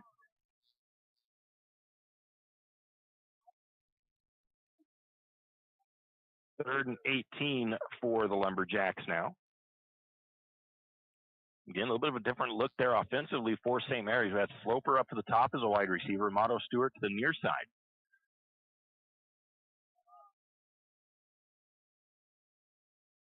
I wouldn't think St. Mary's going to change that play call, so they break the huddle. Stewart comes to the near side. Grimaldo to the top of the formation. Going to get a man in motion. Barta in the pistol, takes the snap. Looks to throw. He's going to go deep again. He's got Grimaldo. He's got Brock Barta, but just out of his reach. So 4th and 18 for the Lumberjacks. They will. St. Mary's on the plus side of the field right now, but that doesn't look like they're going to go for it. 4th and 18. I think they're going to try to flip the field position. Unless, of course, they try to pull a fake or something. We'll see what they do. Grimaldo ready. Poxleitner goes back deep for the Bulldogs. Looks like he's waiting at about the 15. And the snap. Going to get it away. And another penalty is Grimaldo gets blasted. So that'll probably be an automatic first down for St. Mary's.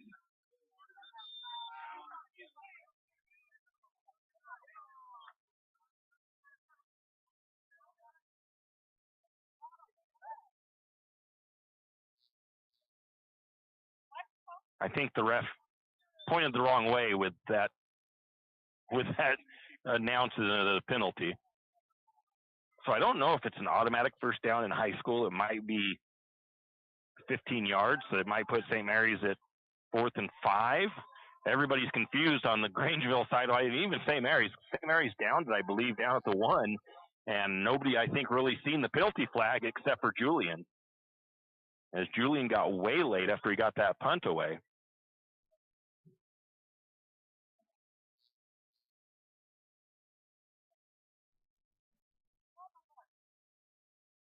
So we'll see if it's an automatic first down. I'm not sure. It is against the Bulldogs.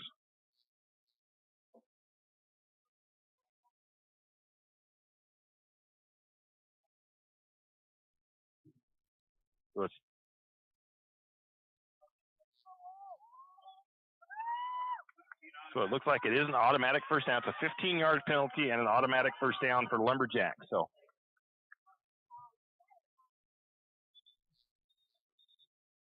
well, we'll wait and find out. The refs are. I'm not sure if it's. Says first on the scoreboard.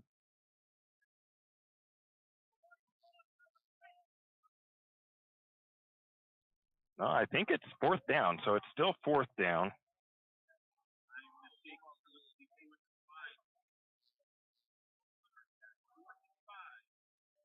Fourth and 5 for St. Mary's from the Bulldog 35-yard line.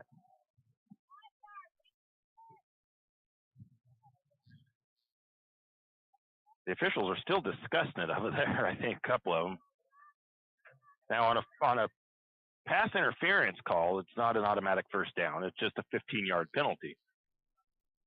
But roughing the kicker, I would think, should be an automatic first down, but they're still talking it over with Coach Kohler.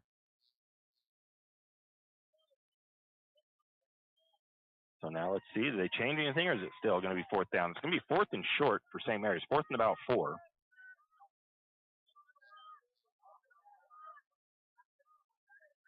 So, okay, so I think St. Mary's has decided to, since it was still going to be fourth and so St. Mary's still punted, and instead of the penalty, we'll just call it a fair catch back at the 1-yard line. So it's first and 10 for the Bulldogs at their 1. Got to get my stat thing in line.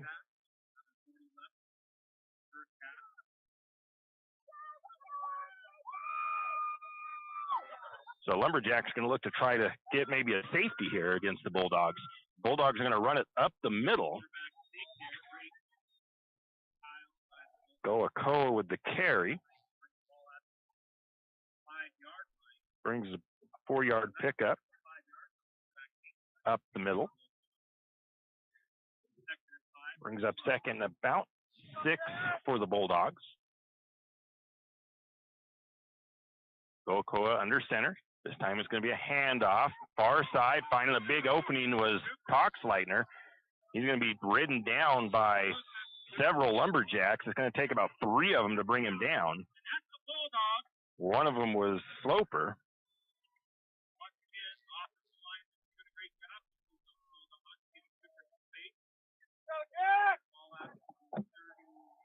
Ball out to the 30-yard, 25-yard line. Bulldogs run a little bit of a quick snap here. Chris Brousseau has a hold of Cooper, but he's still keeping his legs up. And finally, they're still not blowing the whistle. I can't believe the officials are taking that long to blow the whistle on that, because his forward progress was stopped for a long time.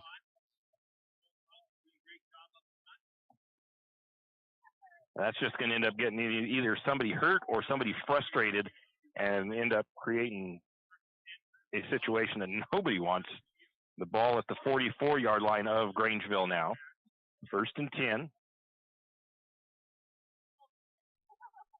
Bulldogs with one receiver to the top. Going to be a handoff. Terry Ike with the ball. And Ike's going to be brought down, but we're going to get a flag on St. Mary's. It looks like maybe a face mask.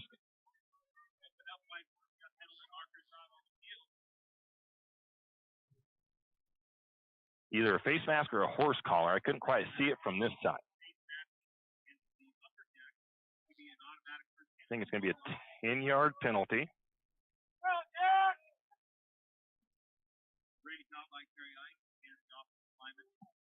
It's going to be first and 10 for the Bulldogs, up to the Lumberjack. Up to the Lumberjack 37-yard line.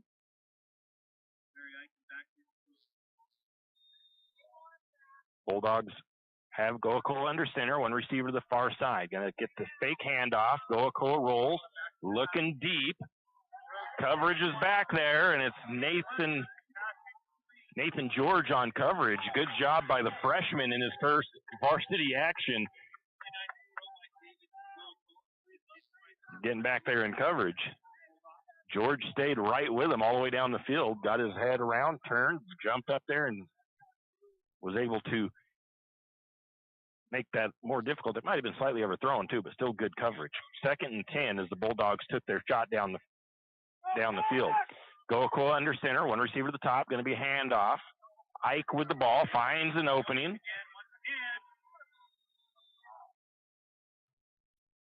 I see Grimaldo coming up off the bottom of the pile.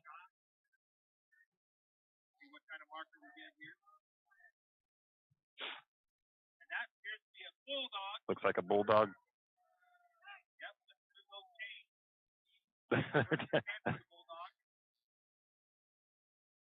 Seeing Julian get in there on that tackle for St. Mary's. And Lumberjacks almost jump off there, but they didn't jump across. Goakoa checking the sideline. Under center.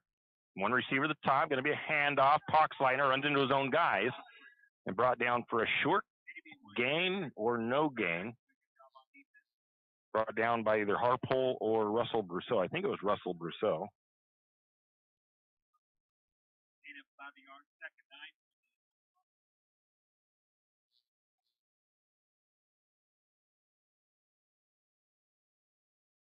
Second and 9 for the Bulldogs up to the Lumberjack 27-yard line. This time they have a 3-receiver set, 2 to the top, 1 to the bottom. Goakoa looking to pass, going over the middle. And a bullet thrown to the number 18 of Troy Long. Nice catch by him. That was a bullet of a pass.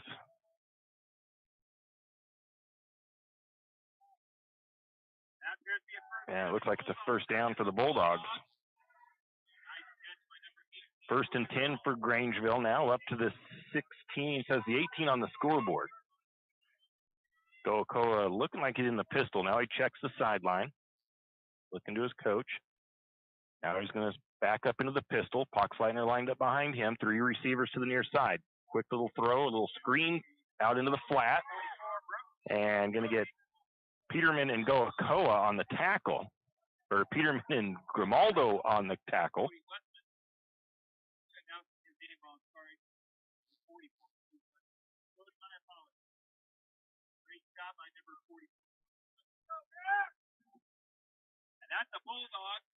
Another first down for Grangeville. I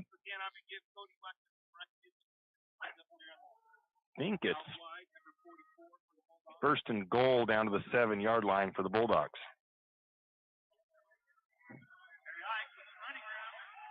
Great job, great effort by number 3, Terry Ike.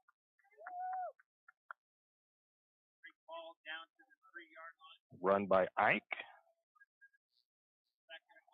4-yard pickup down to the right side. Brings up 2nd and goal for the Bulldogs.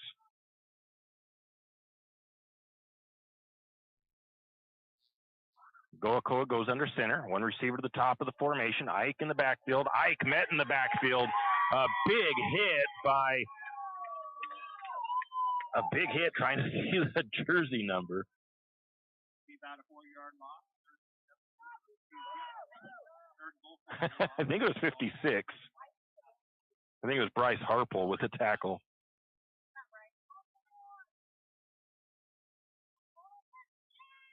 Going to get the snap for the Bulldogs. Hand off to Ike, and Ike finds some room that time into the end zone.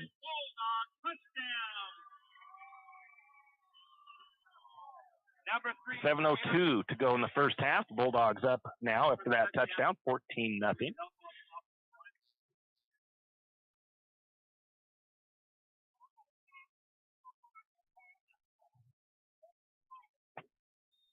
Bulldogs showing to go for 2. Goakoa in the pistol. Takes the snap. He's going to keep it himself. Runs it around the right side of the line and in. The score now is 16-0 in favor of the Bulldogs with 7:02 to go in the first half. We'll be back with the Lumberjacks receiving the kickoff. For all of your area high school sports schedules, updates, and recaps, including Lakeside, Kootenai, and of course, St. Mary's High School, pick up your copy of the St. Mary's Gazette-Record every Wednesday. Not only will they have game recaps and highlights for area high school sports action, but local news and information. St. Mary's Gazette-Record, pick up a copy today. And we are back, and another one of our single game sponsors for tonight's broadcast, 208 Power Sports in St. Mary's.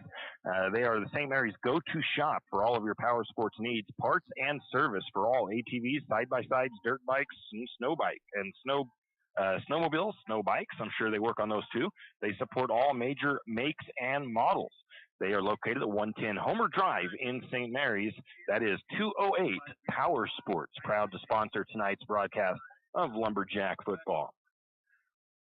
The score 16-0 in favor of the Bulldogs. 7:02 to go in the first half. It has not been an easy 16 points for Grangeville. The first drive was fairly quick for Grangeville, but they've had to work for their last score pretty hard. Lumberjacks now want to answer back here on this kickoff. It'll be Poxleitner kicking off.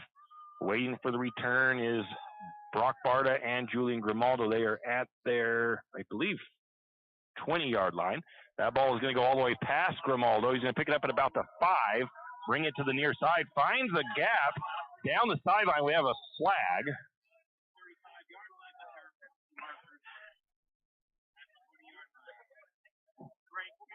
And the return is all the way up to the 35. But a flag on a kickoff is a lot of times going to be not something you want. It'll be against the Lumberjacks.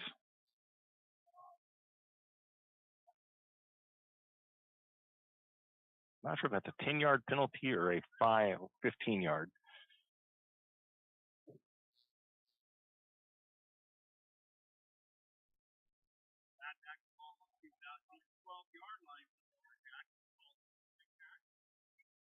So we'll put the St. Mary's 1st and 10 at their own 12-yard line. So they've got a long ways to go on this possession.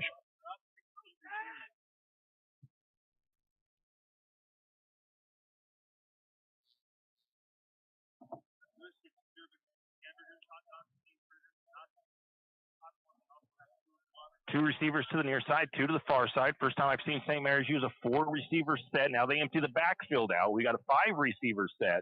Barta under center. Now they're going to be the quarterback keep as Jack Barta is going to carry it for about, looked like possibly 5 yards. Well, they're going to say 3 yards. Seemed like he ran it further than that. I'll wait until they spot it. Yeah, it's only about 3 yards. Lumberjacks tried to throw the Bulldogs off a little bit with that formation. Looked like they're going to throw it, and they powered up the middle. I have not been to practice until yesterday, so I didn't see them install the new plays. 1 receiver to the top of the formation, Dittman in the backfield, Barta in the pistol, man in motion from right to left. Takes the snap, looks to throw. Barta has some time. Now he scrambles out of the pocket. He's still looking downfield. He's got to get rid of it. No, he doesn't see the guy coming behind him. He's going to be caught by the number 13 of Smith in the backfield. Couple of yard loss there, as Barta just did not feel that pressure coming behind him. As Barta was trying to scramble to that left or that right side, trying to direct some traffic for his wide receivers. Brings up 3rd and 10 for St. Mary's. Back at their own, says the 10-yard line on the scoreboard. So it's 3rd and about 10 from the 10-yard line. Man in motion for St. Mary's. Barta looks to throw. He's going to go deep. He's going to just overthrow his brother. Just overthrew Brock.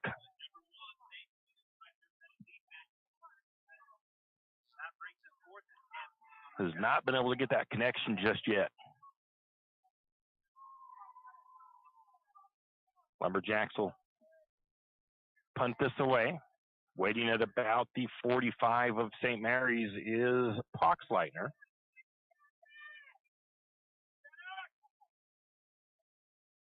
Grimaldo counting, making sure they don't got too many guys on the field. Going to take the snap.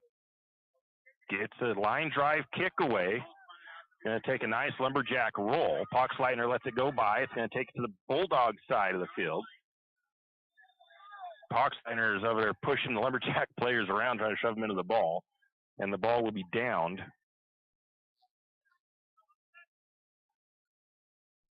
At the Bulldog 40, looks like 40. 47-yard line.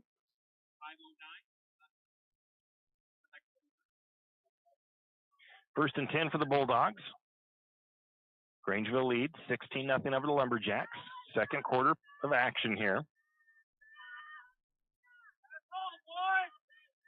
Again, St. Mary's I don't think they've really moved the ball that well offensively tonight. We've had some first downs from penalties. Bulldogs under centers, Goakoa, one receiver to the top. Going to hand it off to Ike. Or no, that's Poxleitner. Poxleitner with room to run on the far side. And he'll be brought down by Grimaldo again.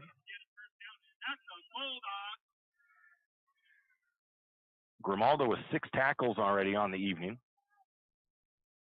The ball's going to be marked just inside the Lumberjack 40 at about the Lumberjack 39-yard line, a 14-yard pickup on the right side of the field. Again, the Bulldogs, Goakoa under center, one receiver to the top. Poxleitner in the backfield, take the snap, fakes the handoff. Goakoa is looking deep. Again, looking to the freshman's side, and good coverage by it was good coverage by the freshman, but a good catch as well. Oh, there's a flag, though, so that'll be coming back.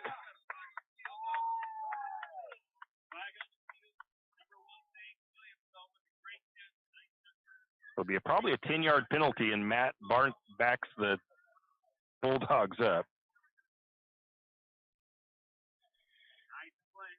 It was a good throw from the Bulldogs, and it was still good coverage by the freshman out there on that far side. He was right in Payne Williams' hip pocket. It was just a gorgeous throw and a good catch by the Bulldogs, but the holding call is going to bring it all the way back.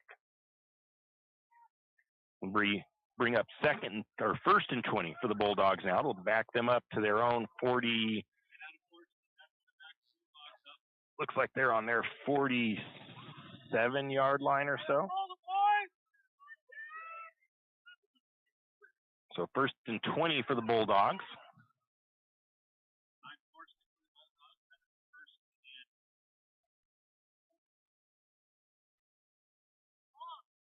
I guess if the hold was before the quarterback released it and it's from that spot of the penalty, then it's going to be from where the quarterback was at. So it could be actually 22, 23 yards. It looks like it's more than 20.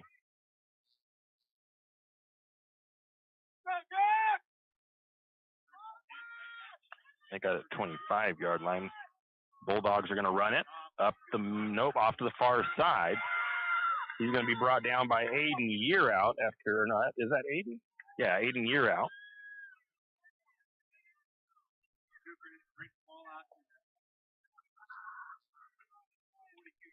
That's going to be taken to the 42 of St. Mary's. 11-yard pickup brings up second and 14 for the Bulldogs. Nice tackle by Yearout. Again, though, Yearout is a safety for the Lumberjacks. You really want your linebackers making those running play tackles. They're going to have another handoff. It's Terry Ike up the middle. And it's going to be Aiden Yearout again in on the tackle. Decent pickup for the Bulldogs. And take that down to about the 31, I think.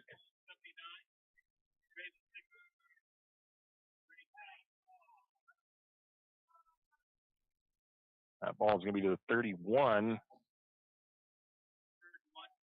of Grangeville, of St. Mary's. And a run up the middle by the Bulldogs as Goakoa keeps that himself and picks up the yards that he needed. First and 10 for the Bulldogs up to the Lumberjack 28. Goakoa under center. One receiver at the top of the formation. Ike in the backfield. Going to hand it off to Ike. Ike met in the backfield, or right at the line of scrimmage. He's brought up by 59 for the Lumberjacks. That is, 59. I don't have him on my roster. That is Dylan Gentry.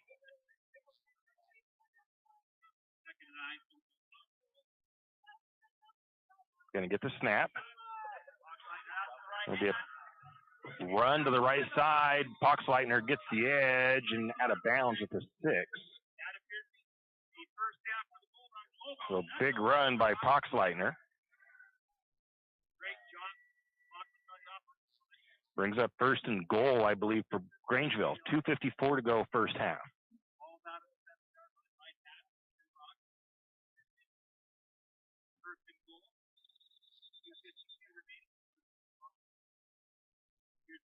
It looks like we're going to get a timeout. Not sure the timeout was taken by, maybe by St. Mary's. We'll take it as well. 2:52 to go in the first half. 16-0 the Bulldogs lead. Bulldogs threatening at the 6-yard line. We'll be back. For all your plumbing needs, call Nick's Plumbing and Heating. With Nick's professional staff, you can be assured of guaranteed quality products, installation, service, and repair of all of your plumbing. So if you have plumbing needs or problems, call the good folks at Nick's Plumbing and Heating. Call 245-5460. That's 245-5460. Nick's Plumbing and Heating. Installation, service, and repair when you need it. Nick's Plumbing and Heating, St. Mary's. When you need that morning pick-me-up before work or school, there's one place that comes to mind. It's a place that loves our community, the St. Mary's Lumberjacks, and all the local businesses and people in our village. Shift and Grind in St. Mary's is all about the community. Whether it's helping raise money for the Booster Club or for a family in need, the Shift and Grind family are always ready to help. So be sure to stop by Shift and Grind for your caffeinated needs. Located at 132 First Street in St. Mary's, Shift and Grind says, go Lumberjack. Yeah, we are back. It is first and goal for the Bulldogs from their own from the Lumberjack 6-yard line. 2:52 to go in the first half. 16-0 the Bulldogs on top. Going to take the handoff to Poxleitner, and a little bit of a delayed handoff, and Poxleitner is able to find his way into the end zone. I like the way their announcer always says it's a big-time Bulldog touchdown. It's only 22-0 now in favor of the Bulldogs with 2:48 to go before the first half is over.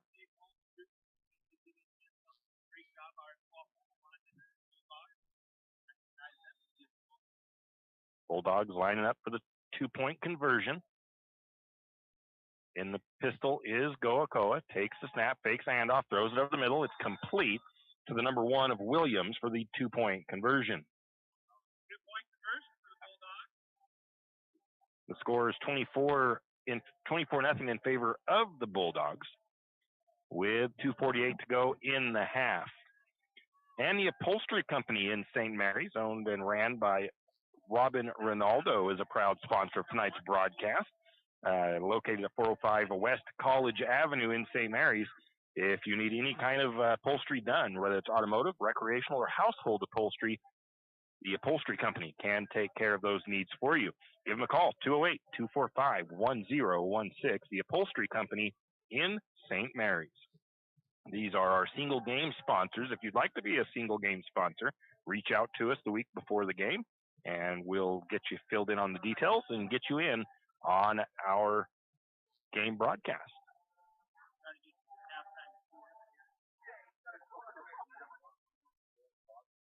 Should be Poxleitner kicking off for the Bulldogs.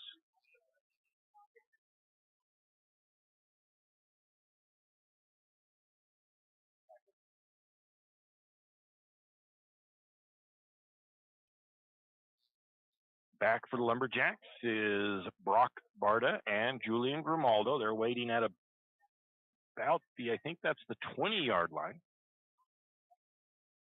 Poxleitner sets the Bulldogs up at the 40 for the kickoff.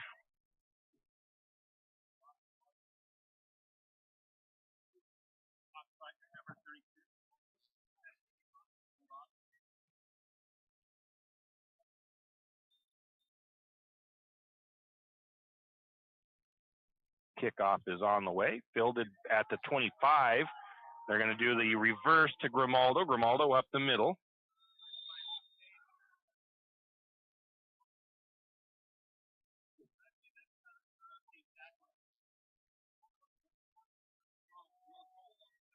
We'll see where St. Mary's gets that ball up to. Just crossed the 30. About 31-yard line is where St. Mary's will start. 1st and 10.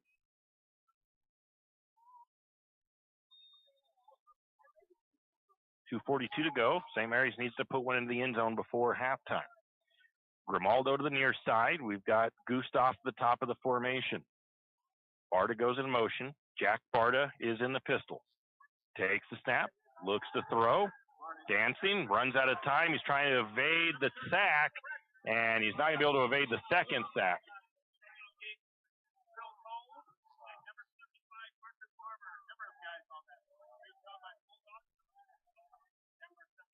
St. Mary's going to lose 9 or 10 yards on that sack.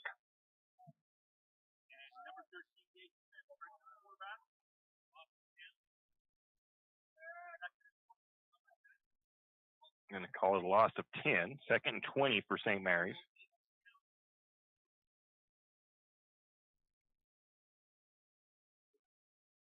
Two receivers set for St. Mary's. Stewart to the near side. Looks like Gustav to the top. Barta takes the snap. Little shovel pass or little run play up. And Grimaldo breaks into the open down the middle. He's off to the races. Julian Grimaldo, can he take it the distance to the end zone? Lumberjacks touchdown. Julian broke that up the middle. Takes it for 79 yards and the Lumberjacks score.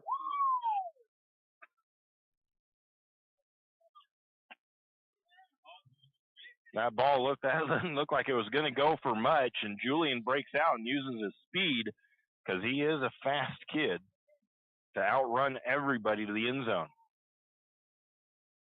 A little bit of a momentum helper there for the Lumberjacks.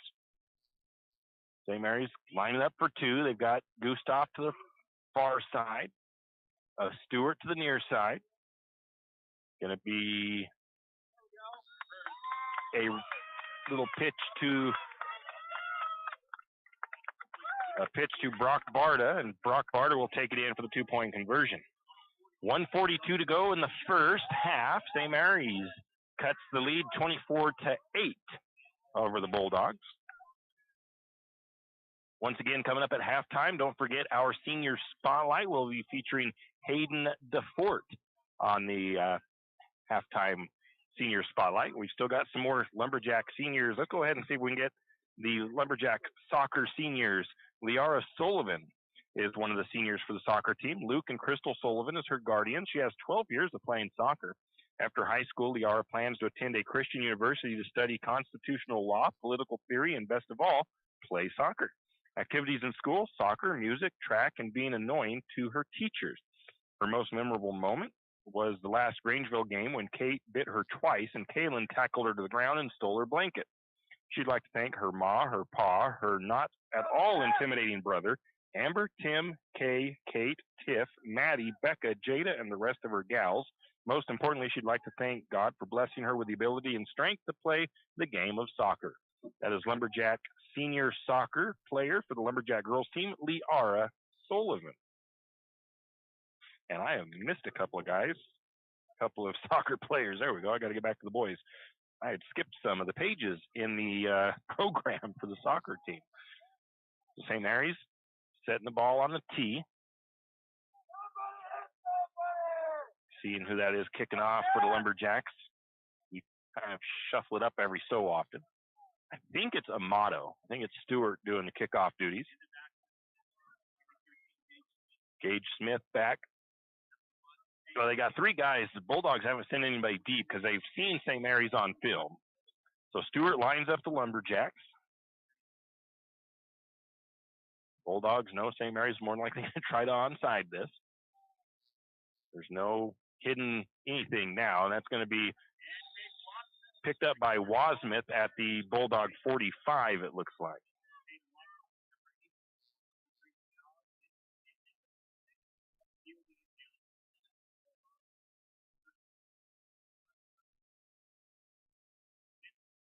The Bulldogs will start at their own 45.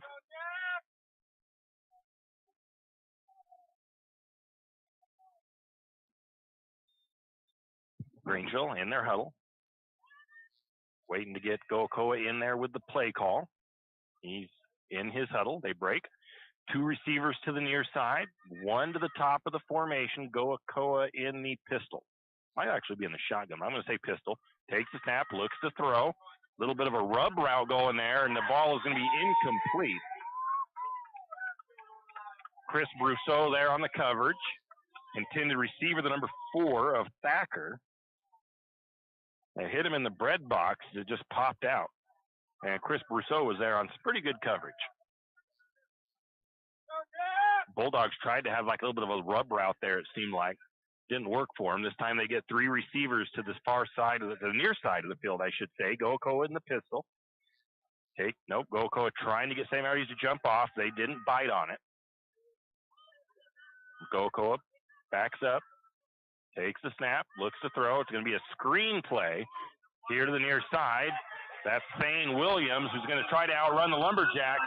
Aiden Yearout's going to try to track him down, and he does. Aiden Yearout with the touchdown-saving tackle. That ball all the way down.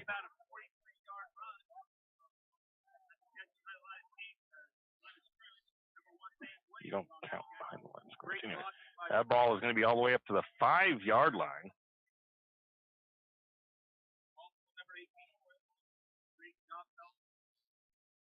For the Bulldogs. So 1st and goal for Grangeville. Going to hand it off to Poxleitner, and Poxleitner finds the end zone. Oops.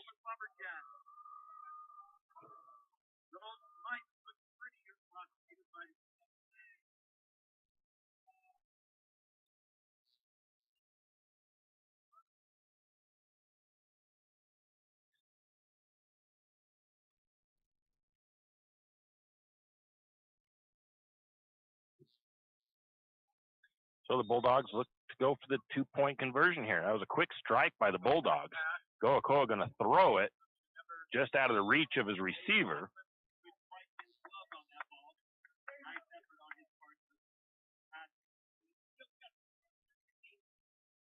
With 1:18 left in the first half, the Bulldogs lead at 30-8 over St. Mary's. We'll be back with the kickoff. If you know which side of a saw cuts wood, and if you can hammer a nail, you can do it yourself. Carpentry, construction, finishing, or framing, around here, you've got it made. You've got 10th Street Lumber. At 10th Street Lumber, we have the answers to your building and repair project questions. Every day, 10th Street Lumber helps homeowners get quality results. For lumber, block, power tools, fixtures, everything you need for a professional job. Don't pick up a nail until you shop 10th Street Lumber.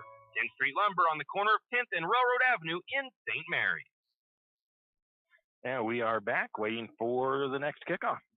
St. Mary's trails 30-8 to the Bulldogs here in Grangeville. Back deep for St. Mary's is Grimaldo and Brock Bardo waiting at about their 20. Poxleitner will kick it off.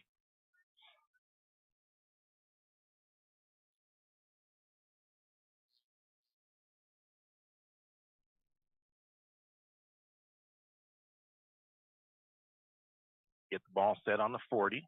Ref gets out of the way.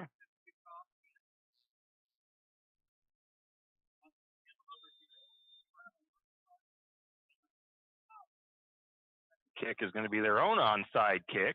Picking it up is the number 77 of St. Mary's, Kyle Smith, and he gets it at about the 49.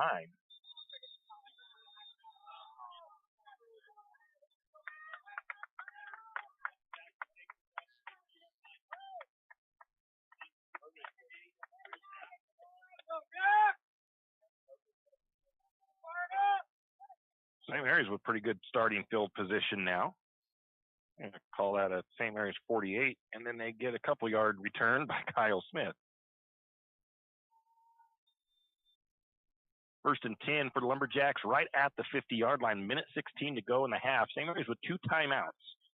One receiver to the near side is Stewart. One to the top of the formation looks like Gustav. Man in motion is Grimaldo. Jack Bart in the pistol. He's got Dittman lined up behind him. Takes the snap. Looks to throw. Flushed out of the pocket, and he's going to get mowed down. Blocking just isn't holding up for the passing game for the Lumberjacks.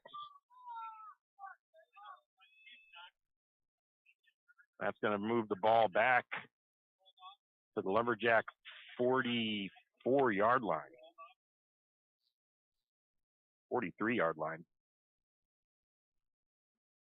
Lumberjacks kind of struggling with their pass blocking right now in this one, as Barta is just being hit just about every time he drops back to pass.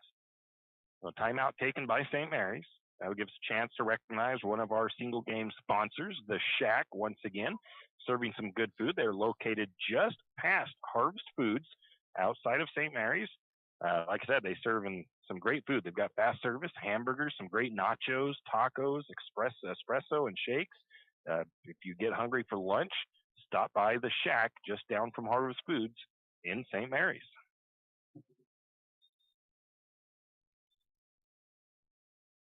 Lumberjacks head back out after the timeout. Minute 5 to go. 2nd and 17 in the first half. St. Mary's trails 30-8 to the Bulldogs.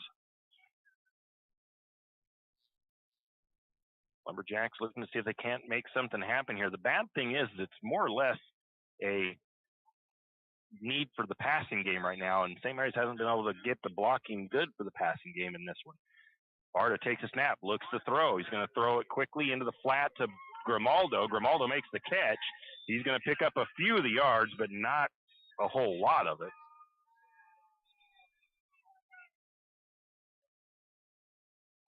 Or actually, I don't know if he got, I think he lost yardage, actually. Lumberjacks tried a little flare pass. No, it's up to the, no, yeah, they moved it back. Yeah, call it no gain. 3rd and 17 still for the Lumberjacks.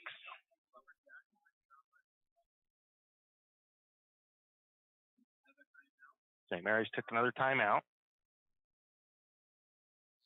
3rd and long, though, for the Jacks. So aside from the one big run play for St. Mary's, the offense has had some trouble with this Bulldog defense. I do want to make note that this Lumberjack varsity squad is a young roster. St. Mary's has 5 seniors this year, a whole host of juniors. This is a fairly veteran Grangeville team with 12 seniors on their roster. So St. Mary's has one receiver to each side of the formation. Stewart to the near side, Gustav to the top, Barta in the pistol, man goes in motion. Going to take the high snap. Barta has to chase that down. He's just going to fall on it. That is going to be back to about the 24-yard line on the bad snap.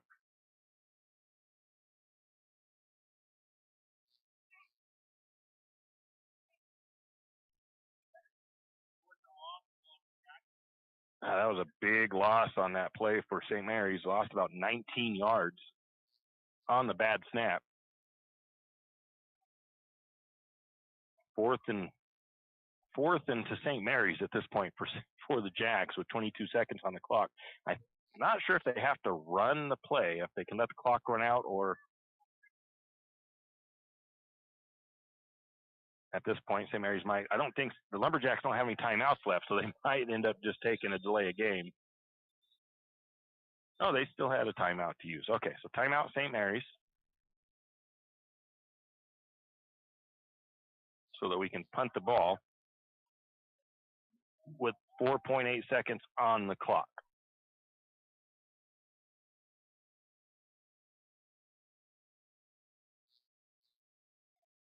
We'll take a quick break.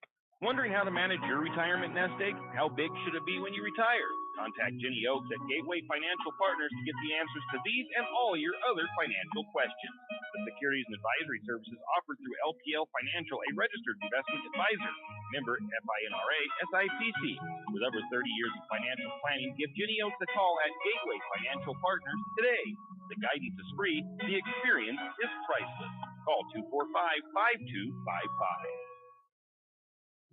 And we are back. 4th and a mile for the Lumberjacks, back up to their own 24-yard line. 4.8 seconds on the clock.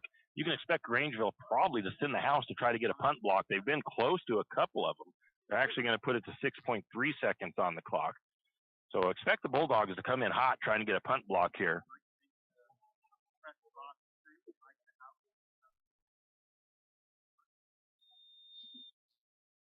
Grimaldo waiting for the snap. High snap, he backs up and gets it, gets the punt off.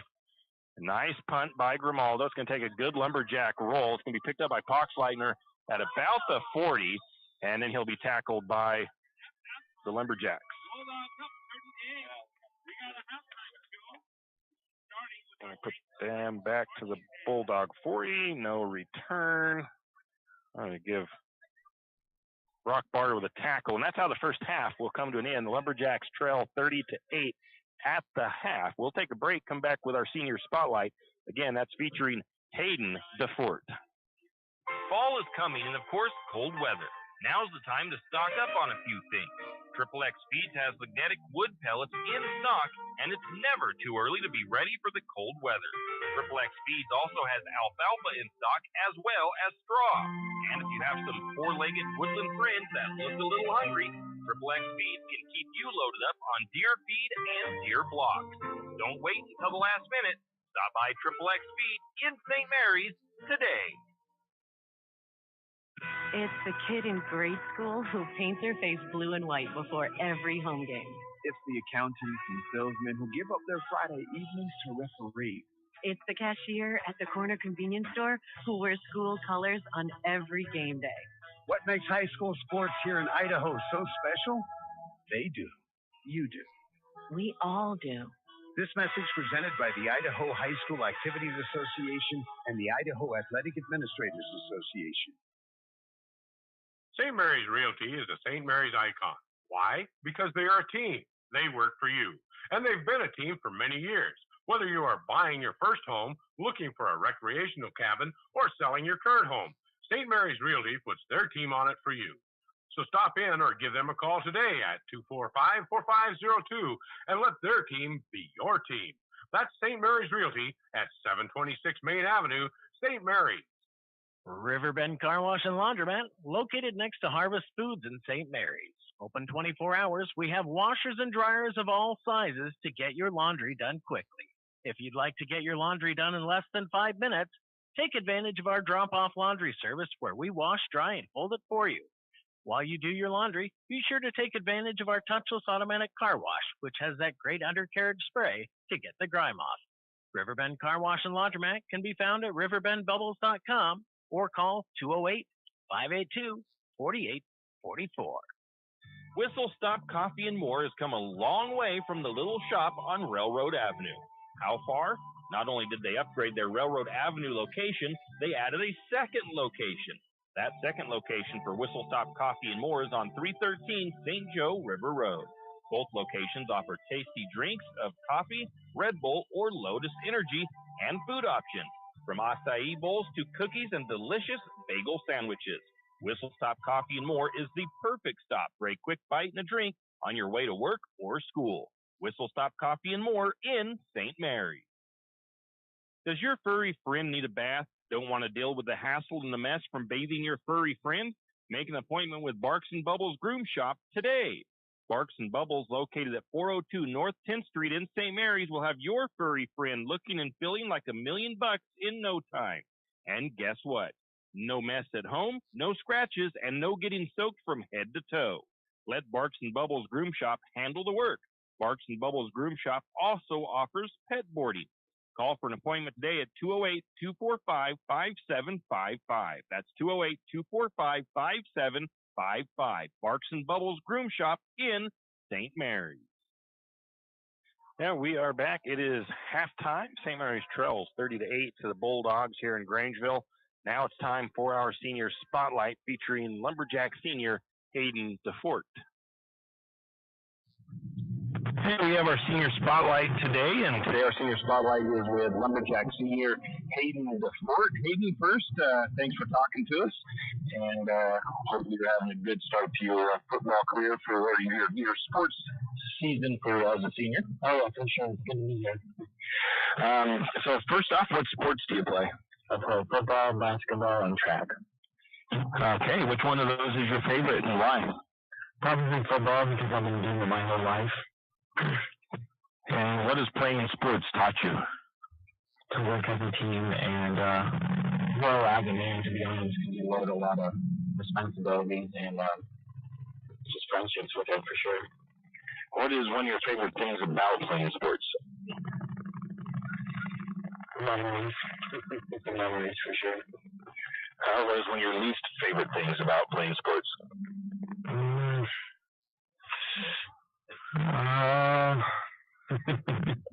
Really not much, to be honest. There's nothing really wrong with the baby conditioning.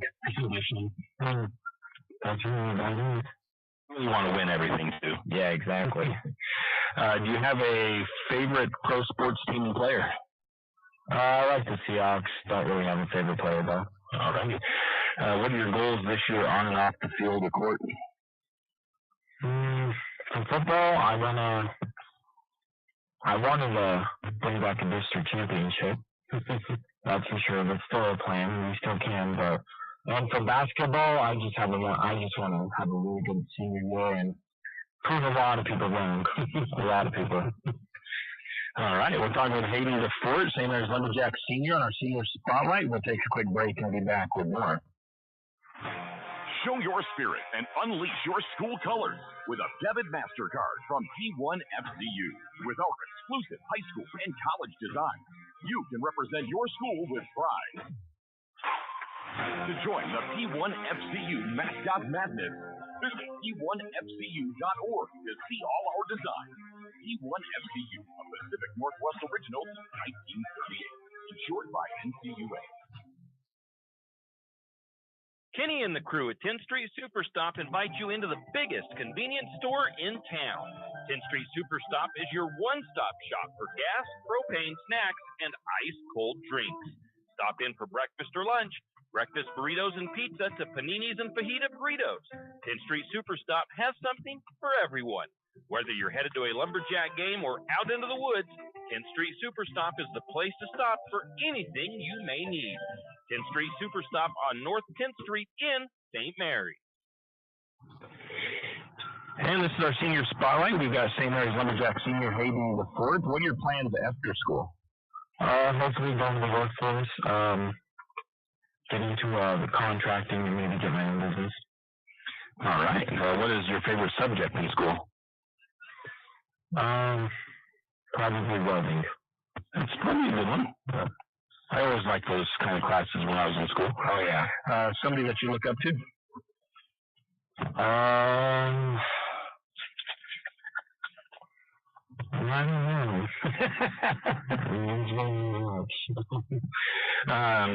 Do your teams happen to have a nickname for you? HP.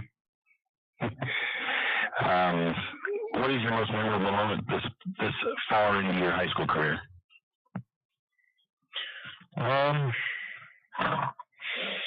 Probably when we switched sides of the ball in the secondary world skilled positions were linemen and linemen were QB running backs. That would be interesting. Was that this year? Yeah.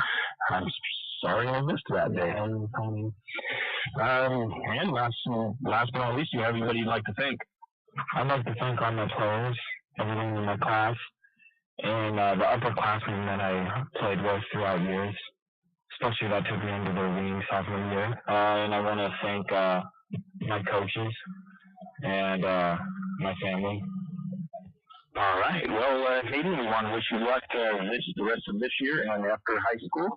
And again, thanks for talking with us. Awesome. Thank you. This has been our Senior Spotlight with Hayden DeFort. We'll take another break, and we'll be back with more after this. Do you have a hazardous tree on your property? You need some trees or brush removed in preparation for a home or shop? You need to call Andy's Arbor and Site Clearing. Andy's Arbor and Site Clearing specializes in the removal of dangerous trees, pruning, thinning, and chipping. Andy's Arbor and Site Clearing also has a bucket truck for those hard-to-reach areas. So if you're in need of some thinning, tree removal, and site preparation, call Andy's Arbor Site Clearing. That's at 208-582-2134. That's 208-582-2134. Andy's Arbor and Site Clearing. A game without a crowd is just a scrimmage. A performance without an audience is just a rehearsal. Without your presence, high school sports and the performing arts aren't possible. Ensure that these essential extracurricular activities continue to enrich the lives of students in Idaho. Purchase a ticket to your local high school's game or performance. This message presented by the IHSAA and the Idaho Athletic Administrators Association. Now we are back. It is halftime, and Lumberjacks trail 30-8 to the Grangeville Bulldogs here in Grangeville. And I totally forgot to switch the quarters on my stats program here for Huddle, so that's going to be a little interesting to figure out where we switched fields and fix the whole first half for which period we're supposed to be in. In any case, it was a rough first half offensively for the Lumberjacks. They did manage 13 first downs, Grangeville with 20. St. Mary's, though, with 36 yards rushing on 11 carries. Grangeville with 202 yards in the first half, rushing the ball, 27 carries for them. The Bulldogs averaging just about 8 yards per carry. St. Mary's with 3. St. Mary's is 2 completions for 8 attempts, I think, or maybe it's 2 completions and 8 yards. No, 2 completions, 8 attempts, and 10 passing yards for the Lumberjacks. Total plays, St. Mary or the Bulldogs have 5 for 10 and 103 yards passing. Total plays and yardage, 24 plays for the Lumberjacks, 46 total yards in the first half of play. The Bulldogs with 37 plays, 285 yards in the first half. St. Mary's only averaging just about 2 yards per play, while the Bulldogs are averaging 8. Neither team has turned the ball over yet, which is good. Third down conversion, St. Mary's 3 of 9. The Bulldogs 2 for 4. Fourth down conversion, St. Mary's 1 for 1, and 0 for 1 is Grangeville. The Lumberjacks have been sacked 5 times for negative 35 yards. The Bulldogs have been able to keep their quarterback clean in the first half of play. Individual stats to the best that we have, Jack Barta 2 for 8 passing, 10 yards. Xavier Sloper has a catch for 10 yards. Julian Grimaldo has 1 catch for no yards. In the ground game, Julian Grimaldo, 4 carries, 92 yards. Jack Barta, 1 carry for 3 yards. And Gerard Dittman, 4 carries, negative 3, as the Lumberjacks have not been able to get that run game going. In the so far an unofficial tackle numbers, we've got Julian with 4 tackles, 3 assists. Aiden Yearout with 3 tackles. Caden Morris, 2 tackles, 1 assist. Loki Rice, 2 tackles, 1 assist. Cody Mitchell with 2 tackles. Xavier Sloper with a tackle. Christopher Brousseau with a tackle. Bryce Harpole with a tackle. I think Bryce actually has 2 tackles. The number 59 of Dylan Gentry with a tackle. And the number 2 of Nathan George with an assist on a tackle. Individually for the Bulldogs, it's probably not going to be that accurate, but we've got this is where I don't really like the stats program for Huddle, because the Bulldogs show 103 yards passing, and yet when I go into the stats, it says that Goakoa only has 83 yards passing, so I don't understand why it's doing that. Receiving, Thane Williams with 50 yards on a catch. Ran 36. Pox Leitner with a catch for 31 yards. And rushing the ball, it's going to be mostly Pox Leitner with 121 yards of rushing on 13 carries. Terry Ike has 44 yards for the Bulldogs. And that's basically the stats for the game. So with that, St. Mary's, they've done fairly well in second half. They don't get the ball to start the second half unless, of course, they get that onside kick. But see what Lumberjacks can do defensively. They've stopped Grangeville once on a possession. See if they can get another stop when they come out or get that onside kick. We'll see what happens. Taking a look at the couple of more senior soccer players. We've got some boys soccer players here to recognize. Cody Reed, his guardians, Clint and Marcella Reed. Cody has just under 12 years of playing soccer. After high school, Cody plans to attend lineman school to hopefully chase storms. Activities in school, soccer and track. His most memorable moment is in freshman year districts. It was a tied game that went into an overtime shootout. It was so cool, and his buddy Silas scored the last goal to win the shootout. So a shout out to Silas McGuire. He'd like to thank his parents and grandparents for coming to his games and watching him. He would also like to thank his coach for letting him play and making him a better player. That is St. Mary's Lumberjack soccer senior Cody Reed. And our final senior is Trenton Ribrick. His guardians, Terry and Russell Ribrick. He has 3 years of playing soccer. After high school, he plans to attend the University of Idaho to pursue chiropractic. His activities in school, soccer, basketball, track, and Business Professionals of America. His most memorable moment was during his first year of soccer when he and the team started working on plyometrics. With a large amount of time he spent on the ground and falling over, the rest of his team helped him laugh, and even though he was struggling, he still had fun. He'd like to thank all the people he asked to join soccer this year. Without them, he wouldn't be able to play soccer his senior year. He'd also like to thank his parents and coaches for helping and encourage him to pursue soccer. He would also like to thank his grandparents for always making sure he got snacks for all of his long bus rides. Stephen for always showing up to help the team and helping them laugh and have fun at practices while still having them work hard. Special thank you to Tiffany Bell for cheering him on at all the games, with always being there after every game to congratulate him on how he did and for taking pictures of him playing. That is St. Mary's Lumberjack soccer player, senior Trenton Ribrick, and that concludes our recognition of the Lumberjack senior soccer players. We'll take a break and come back with the second half kickoff after this. Well, well, well. Are you in need of a reputable, experienced, and knowledgeable well drilling and pump company?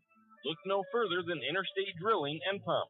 Interstate Drilling and Pump drills new wells, deepens existing wells, installs and repairs pumps, and does well testing both for water quality and gallons per minute.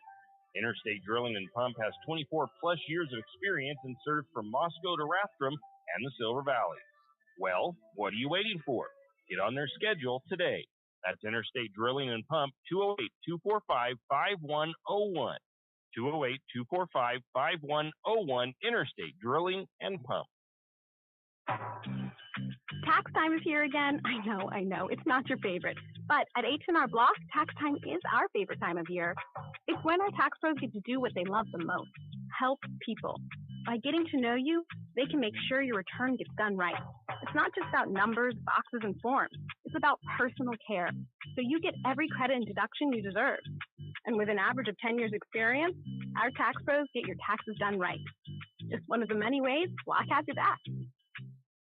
Janelle Martin Holmes, your Farm Bureau insurance agent in St. Mary's, is a proud Lumberjack supporter because they're her hometown team.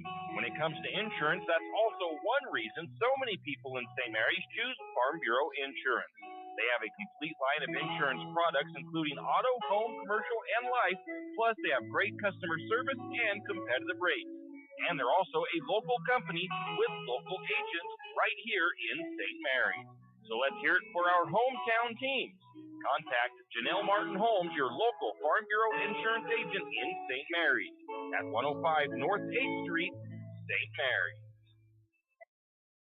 Like most backseat drivers, I'm all about safety. Got potholes. Got it. So Les Schwab Tires makes my job easy. With services like brakes, steering, and alignment. Those cheap tire centers just throw on tires. That's it. Now, I'm not telling people how to do their job, Linker. I'm just glad Les Schwab takes safety as seriously as me. Help keep drivers and backseat drivers safe with Les Schwab Tires. Doing the right thing since 1952. It's in Park, right? And we are back. We get set for the opening kickoff of the second half. And trying to see which side. I think St. Mary's will be kicking left to right to start the second half.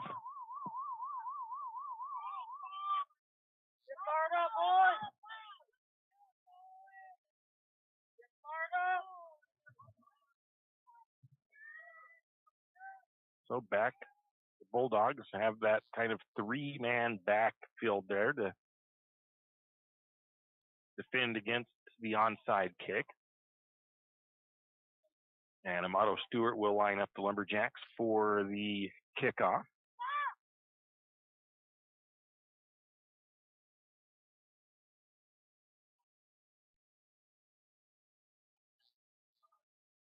Next two games for the Lumberjacks are home games. So Lumberjacks will finish out the regular season at home. Priest River and Orofino come into St. Mary's over the next couple of weeks.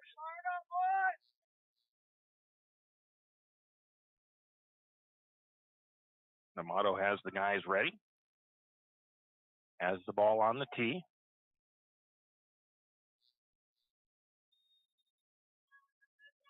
Lumberjacks going to kick it. Oh, Amato didn't get enough on that one. That ball dribbled about 4 yards out.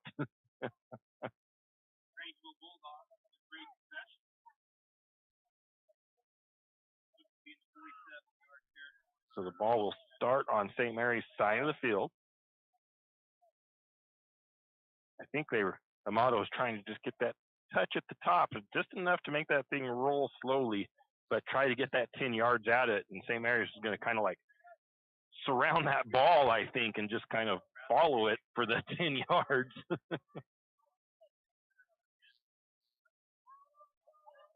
44-yard line of St. Mary's. Bulldogs will have a backwards pass to Poxleitner. Poxleitner testing that right side, and making the tackle is going to be the 58 of Russell Brousseau. It's going to be a first down, though. I think it was a pass.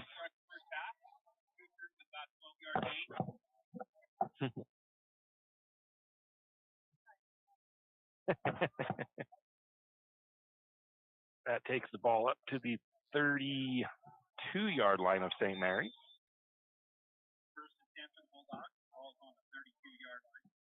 I think they get a quick whistle now.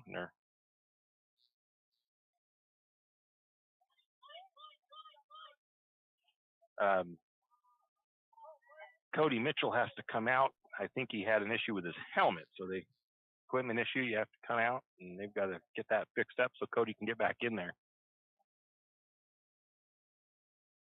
Cody, one of our junior defensive ends, heck of a player. Going to get the snap. Goko looking to throw. And Thane Williams ends up open and makes the catch for the touchdown for the Bulldogs. They strike first, or quickly here in the second half.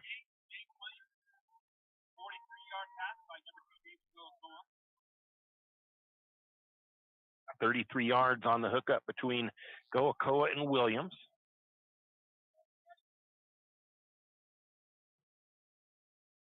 If that was Georgian covers, that's a tough set to have to be against that wide receiver, because he's a good receiver. Hand off to Poxleitner. 2-point conversion is good. So 38-8, Lumberjacks trail with 11:34 to go in the third. Once again, Hodge Funeral Home, one of our single game sponsors here tonight. Hodge Funeral Home, a proud Lumberjack and community supporter in the St. Mary's community. For all of those needs, pre-planning, grief resources, legal advice, eulogies and obituaries, and funeral planning, Hodge Funeral Home will help you with all of that in your toughest times. So they are located at 138 South 8th Street in St. Mary's, or give them a call, 208-245-2611. That is Hodge Funeral Homes in St. Mary's.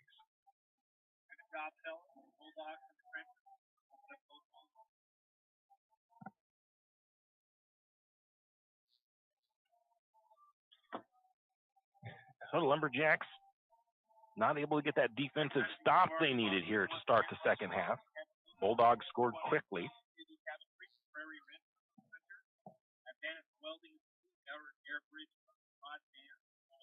Lumberjacks have Brock Barta and Julian Grimaldo waiting at about the 15-yard line for the kick return. Cooper Poxleitner will kick it off for the Bulldogs. Kick is on the way. Low line drive kick. Going to be picked up by Dittman at about the 26-yard line. He's going to find some room down the sideline. He's going to carry that across the 50.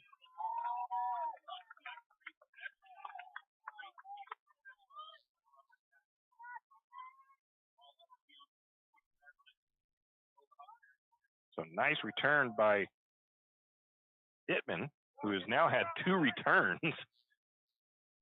That ball will be on the 46 of Grangeville. St. Mary's will start 1st and 10. St. Mary's, though, has had a hard time with this Bulldog defense tonight. Instead, the first half, St. Mary's only tallied about 40 yards of total offense. One receiver to the near side, one to the top of the formation. You got Sloper near side, Gustav to the top. Grimaldo goes in motion from the far side of the near side. Barta looking to throw, going deep and across the middle. He's got Gustav open, and the catch is made. Nice throw by Jack Barta. Nice catch by Gustav.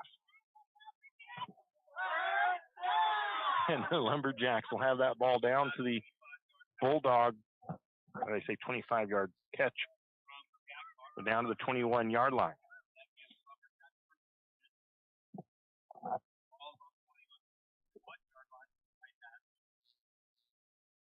Lumberjacks come out with one receiver to the near side, one to the top. Barta in the pistol. Dittman lined up behind him as a running back, taking the snap. Going to hand it off to Grimaldo on that little counter play, and Grimaldo ends up running into the back of a blocker. I think he lost a yard.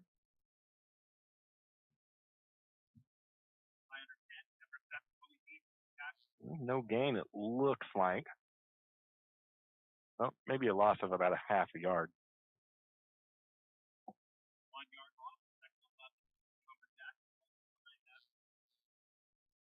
So it'll be 2nd and 11 for the Lumberjacks. One receiver to the near side. That's Sloper. One to the top of the formation is Gustav. Man goes in motion. That's Grimaldo. Barta takes the snap. Going to look to Gustav. Gustav making the catch. No, there's a flag, though. So looks like the Lumberjacks might get a pass interference call. That was a pretty nice-looking throw from here. Pretty good coverage by the Bulldogs, but he must have made some contact or pulling on Gustav before the ball got there while it was in the air. We'll call it 15-yard penalty. First down for St. Mary's. Should take the ball down to the goal line, basically. So it's going to be about 1st and goal from about the 6 for St. Mary's.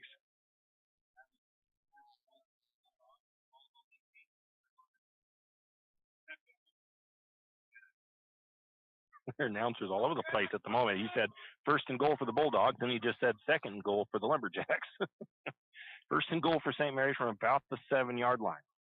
Barta sends Dittman out into the receiver. Barta's going to keep it. Quarterback, no gain. I think Barta might have got about a half a yard on that carry.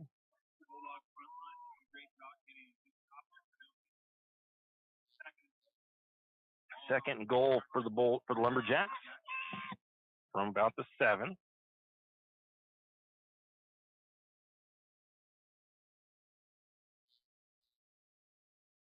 This time they go back to more of their traditional 2-receiver set. Going to be a handoff the opposite way to Brock Barta, and some pretty good tomfoolery there, because I didn't see that handoff happen. Brock Barta takes it into the left side for a touchdown. Lumberjacks trailing 38-14, pending the extra point attempt or the 2-point try here.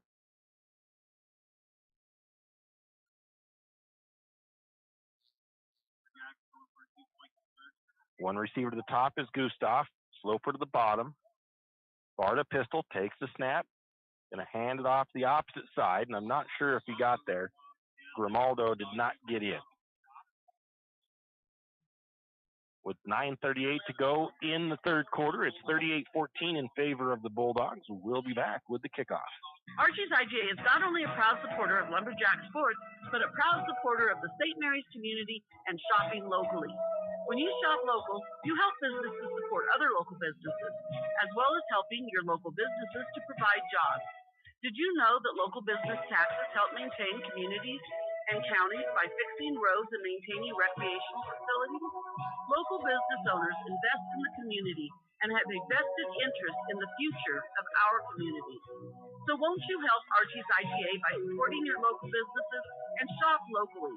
Oh yeah, and let's not forget those Lumberjacks. Yeah, we are back. 3rd quarter of action here in Grangeville. 14:38, Lumberjacks trail. St. Mary's will be kicking off after this last touchdown they just scored. Had a nice possession, nice drive. Started off with a good kick return by Dittman. Then a big catch by Gustav. Then a penalty against the Bulldogs. Put St. Mary's right up onto the end zone, into the red zone. St. Mary's able to punch it in. Lumberjacks really need to be able to get a defensive stop. The Bulldogs have kind of had their way with Lumberjack defense. They've been opening up big holes for Poxleitner to run through. They've had a couple of big passes. So the Lumberjacks, let's see what they do. They've got, I think it's Speakman for the kickoff this time in St. Mary's. That was a lot closer. I don't know. St. Mary's does get it. Coming up with the ball is the guy that kicked it, Marcus Speakman. That ball went across. It's about the 47 of Grangeville.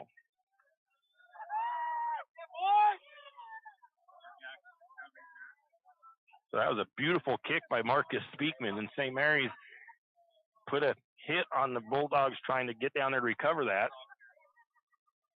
And Marcus Speakman, the kicker, comes up with it. Lumberjacks back on offense. One receiver to each side. Barta looking to pass. No, he's going a little fake off there. He's going to take off up the field, slides down after a couple of yard gain. Not sure if he meant to slide down or if he did to protect himself because the heat was coming on that or not. Maybe about a 2-yard pickup for St. Mary's. 2nd and 8 from the Bulldog 45.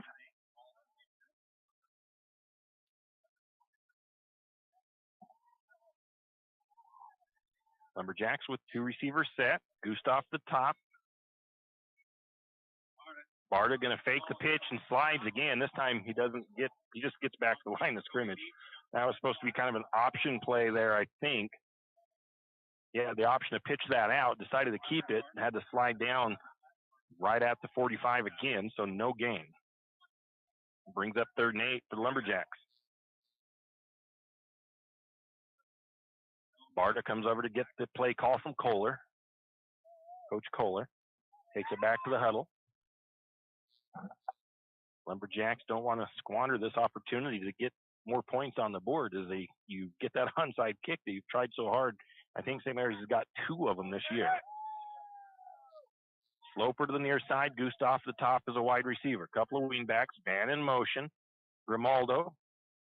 Barta's going deep. He's got, a little bit of a mix up there maybe on the route. I'm not sure. As that was thrown too far to the sideline. Incomplete. Brings up 4th and 8.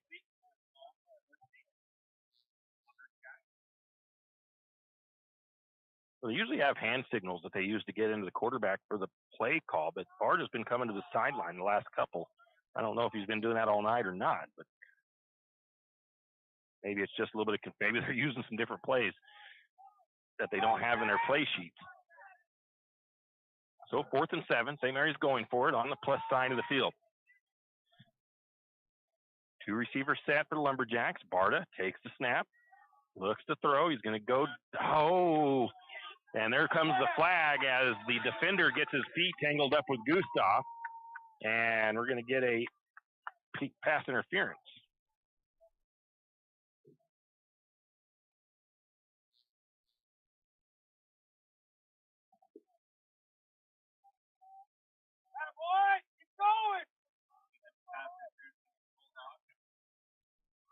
Should take the ball down to the 30-yard line of Grangeville.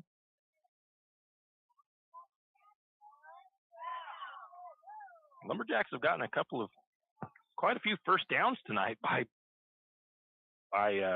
penalties. And Marcus down there wearing the turnover chain. I didn't know they got that in. Something that Coach Starr came up with. And if somebody gets a turnover, they'll be able to wear it when they're on the sideline. Got the bling around his neck. St. Mary's breaks the huddle up to the line of scrimmage. Barta in the pistol, Dittman behind him.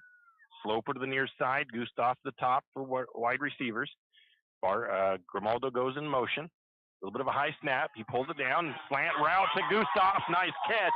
Down to about the 20, maybe the 15-yard line.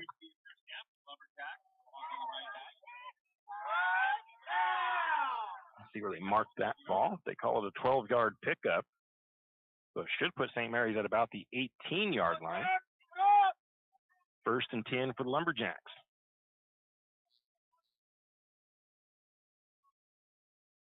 Gustav's 2nd catch of the night. Barta takes a snap, looks to throw again, gets it out quickly. Going to get it to Grimaldo. Touchdown, St. Mary's. Nice throw by Jack Barta. Jack ends up on the ground, sat there for a minute. And Lumberjacks are down by 18. 20-38. St. Mary's trails, pinned in the 2-point try. One thing Lumberjacks won't do is give up, and they definitely won't go away. One receiver to the near side, one to the top of the formation. Again, it's Sloper and Gustav.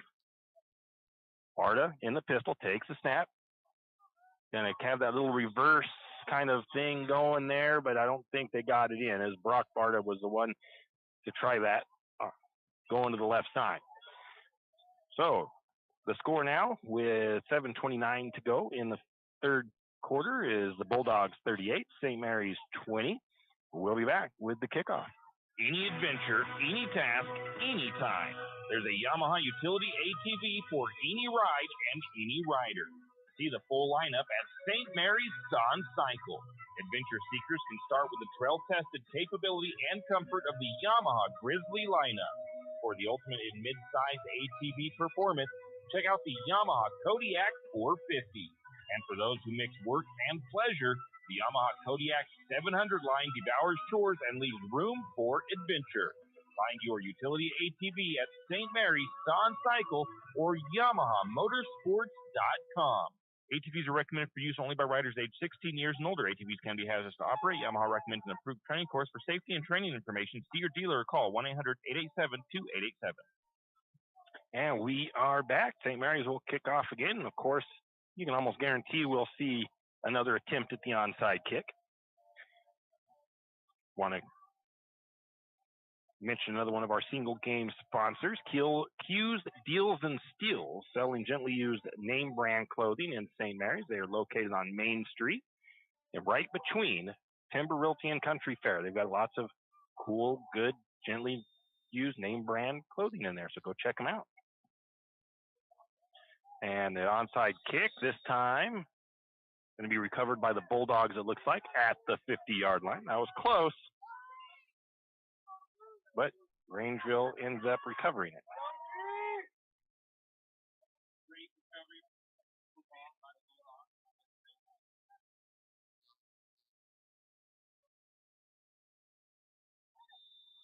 So the Bulldogs start 1st and 10 from their own 50.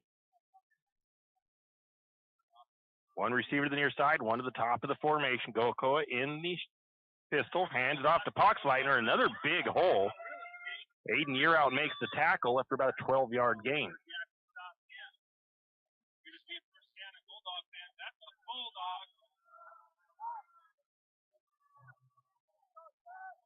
Bulldogs going up tempo here.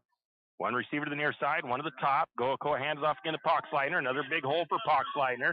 And again, Aiden Yearout with the tackle.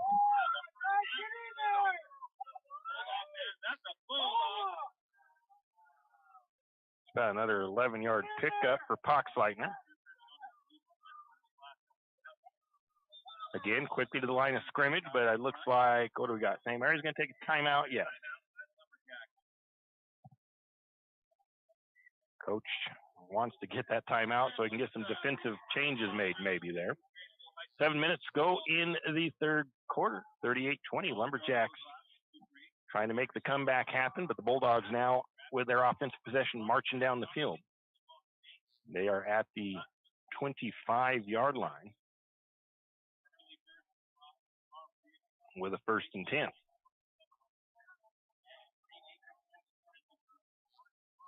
You're listening to the home of Lumberjack Sports, 1240 KOFE, St. Mary's. And now the chain is on Brock Barta down there on the sideline.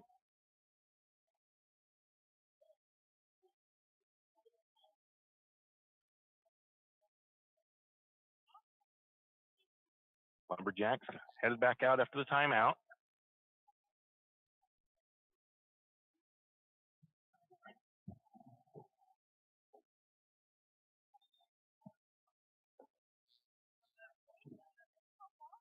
Bulldog offense still with their coach. Now they come back out. Looks like they're bringing one receiver to the near side. That's Thacker. One receiver to the top of the formation is Williams. Goakoa in the pistol. Poxleitner lined up behind him. Snap. Hand off to Poxleitner. He's going to look to this left side. Tries to juke around Sloper and can't get around him. Sloper will get the tackle. See about a 4-yard pickup for Poxleitner. Sloper with the tackle. 2nd and 6 for the Bulldogs now. Bulldogs up the line of scrimmage. Dane Williams, the lone receiver, out. Terry Ike in the backfield.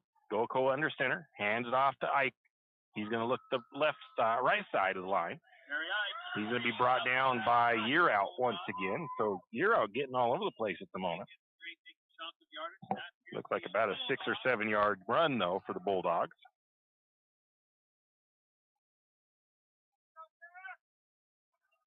Year Out all of a sudden with 6 tackles on the night. That ball up to the 14-yard line. Lumberjacks need to stop here. Hand off to Ike again. Ike working that right side. Finds an opening. Squeezes away from a Lumberjack tackle and takes it into the end zone.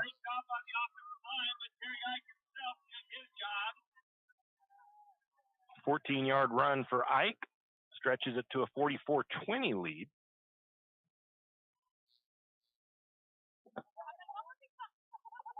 St. Mary's having a hard time stopping the Bulldog run game. They've done a pretty good job in the pass coverage.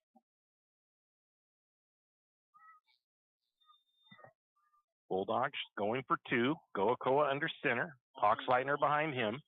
No, it's Ike. Ike slips, and that's going to throw off all the timing. Going to get Loki Rice in there on a tackle. Those tackles, those don't get counted in the stats for the 2-point conversions, but the 2-point conversion is no good. Score is 44 for the Bulldogs, 20 for the Lumberjacks. 5:57 to go in the third. And 208 Power Sports, proud to sponsor tonight's broadcast of Lumberjack football here in Grangeville.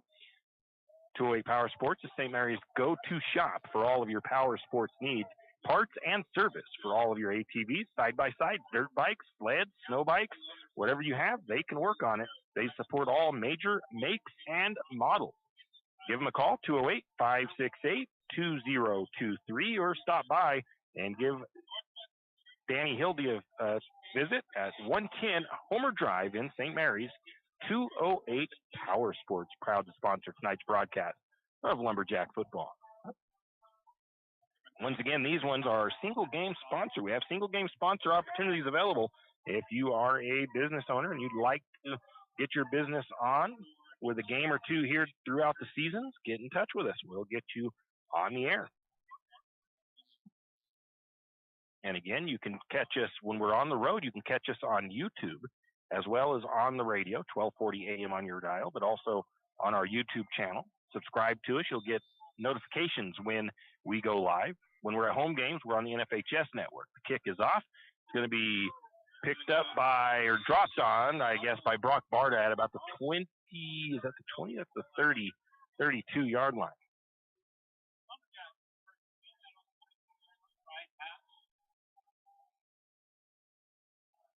That was kind of a hard kicked ball that came right to Dittman, and he tried to get his hands on it, bounced right off of him and popped out. Luckily, Brock Barta was there to fall on it.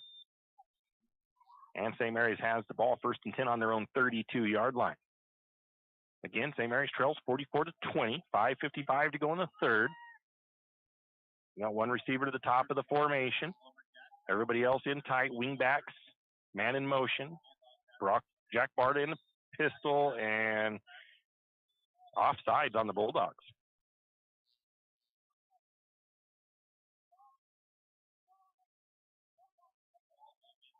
The Grangeville sideline doesn't agree with the call. It'll be 1st and 5 for the Lumberjacks up to the 37-yard line now.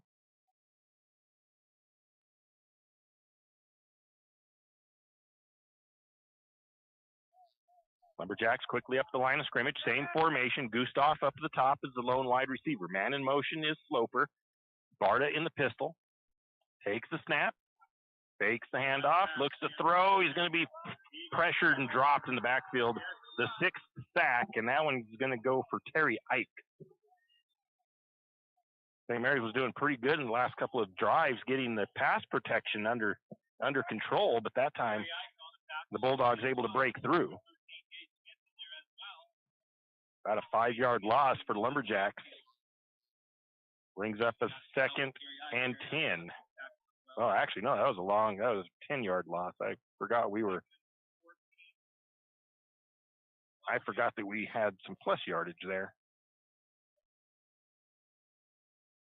So 2nd and 14 for the Lumberjacks. One receiver to the top. Again, that's Gustav.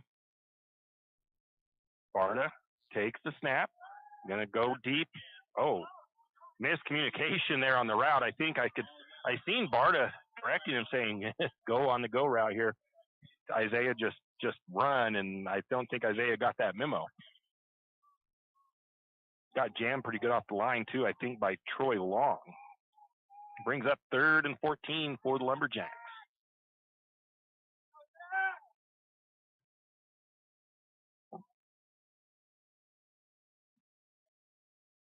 Again, same formation. Gustav to the top of the formation. Everybody else in tight. Couple of wing backs for St. Mary's. Barta takes the snap. And what do we got here? Another encroachment on the Bulldogs.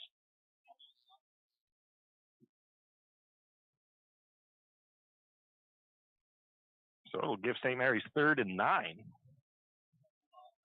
I do believe. 3rd and 10, 3rd and 9.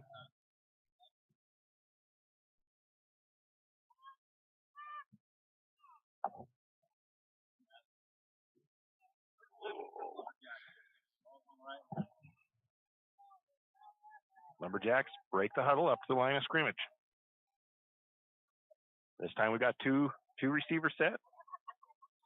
Going to take the snap. Barta looks to throw. He's flushed. He's going to get buried in the backfield again.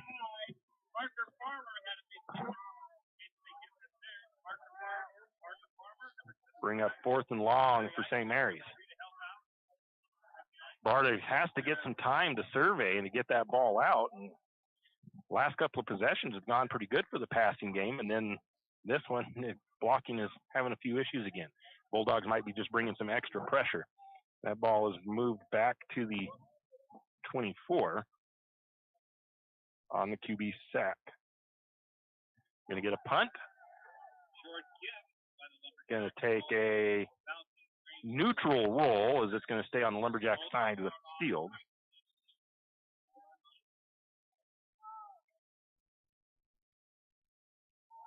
So they'll start on the Lumberjack side of the field at about the 42, I think I heard the announcer say. 41-yard line. We'll keep it at the 42. 1st and 10 for Grangeville on their own 40, on the Lumberjack 42. Goakoa under center. Poxleitner. No, it looks like that's Terry Ike in the backfield. One receiver. Now we have a flag in the backfield from the back judge. That's usually something, unless St. Mary's has too many guys on the field. But yeah, they're counting. I think St. Mary's has too many men out there.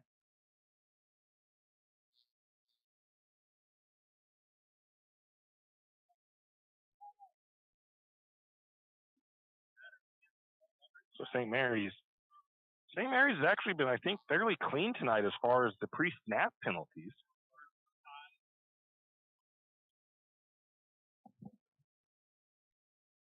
Too many men on the field for the Lumberjacks. Again, one receiver to the top. Goakoa under center. Poxleitner in the backfield. Going to fake the handoff. Look to throw. Going deep. George there on the coverage and right off the fingertips. Good coverage and incomplete. Intended, I believe that was Thane Williams. And again, the freshman out there in this first varsity start being tasked with probably taking on the top receiver of Grangeville. Doing a pretty good job, honestly.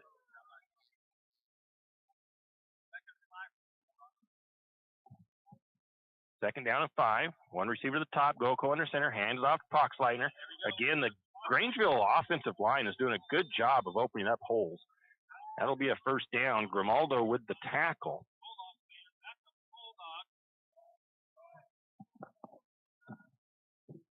See where they mark that. Looks like they're marking that at the 22. 15-yard pickup for the Bulldogs on the right side. 1st and 10 for Grangeville. Same formation. Goko under center. Poxleitner in the backfield. Going to run it the opposite side this time. This time runs into some of his own guys and gets stood up a little bit. Not quite as good of a gain. Amato Stewart in there on the tackle.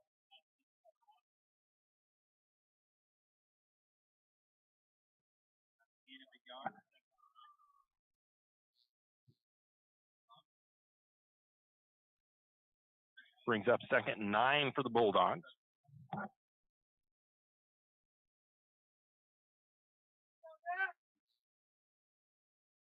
Under center's Gokoa, hands it off to Ike. Ike finds some room to run. Good blocking by the Bulldogs. Bring them down is Speakman. That'll be a 17-yard run by Terry Ike.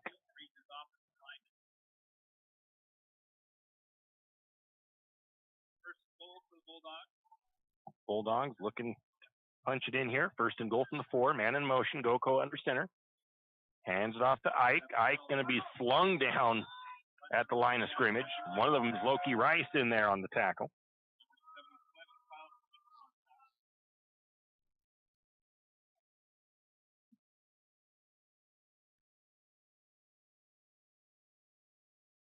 Brings up 2nd and goal. No, it looks like they actually lost a yard.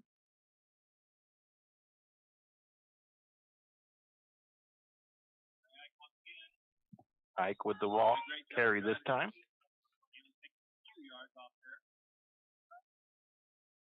In there to make the tackle is Grimaldo.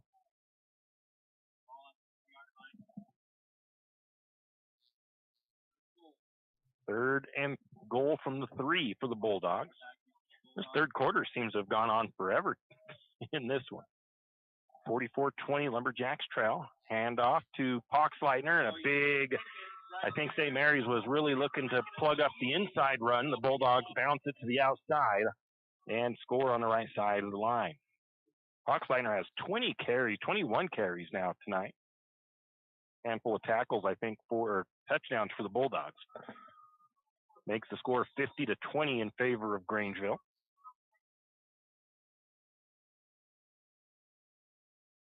Bulldogs going for 2. Hand off Poxleitner, right side.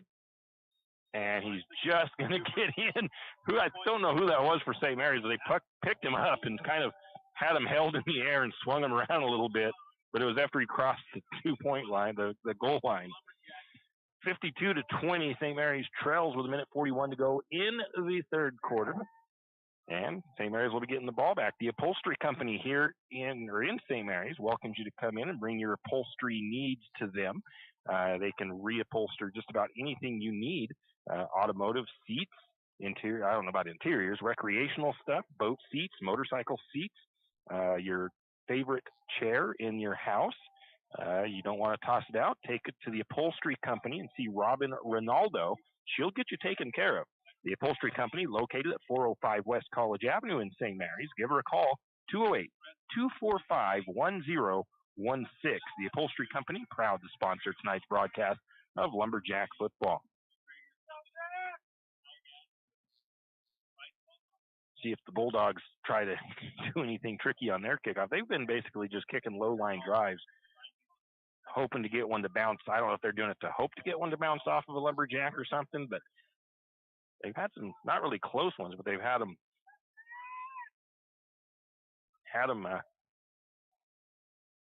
bounce around a little bit anyway.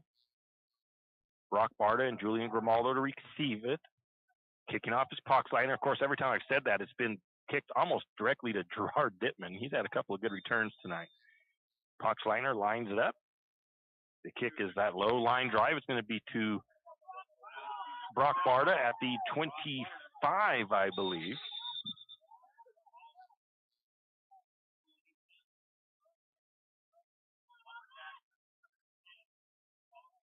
First and 10, so about a 10-yard return on the kickoff. St. Mary's takes it up to the 35-yard line on the right side, and that's where St. Mary's will start. First and 10.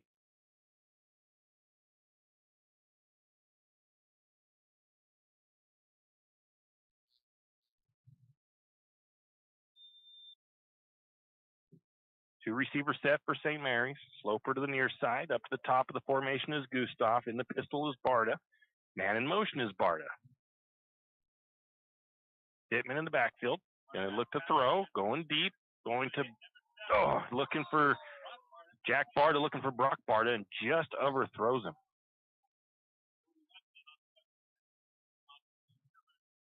Jack and Brock have not had a connection here tonight. They've had a couple of good tries there, but just mostly overthrowing them just a little bit. Brings up second and 10 for the Lumberjacks on their own 35-yard line.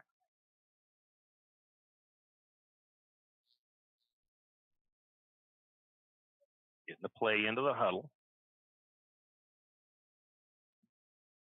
St. Mary's up to the line of scrimmage. Sloper to the near side. Gustav to the top of the formation. Dittman in the backfield. Jack Barta in the pistol. Couple of wingbacks. Man goes in motion. Brock Barta from near side to far side goes out to a wide receiver position. Going to take the snap. And Jack looking deep again. And he's got Isaiah Gustav down the sideline. Gustav tries to stiff arm his way away from the defender, but takes it inside, I think, the 10. Nice catch and run from Barta to Gustav. Wait and see where they mark it. They're marking that all the way to the 7-yard line. That is a huge gain. That's 58 yards on the catch and run to Gustav.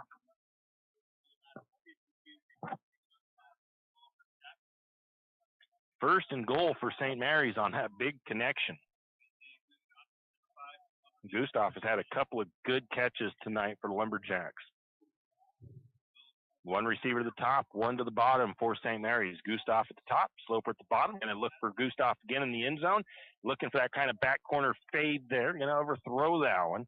Incomplete. Brings up second and goal from the 7.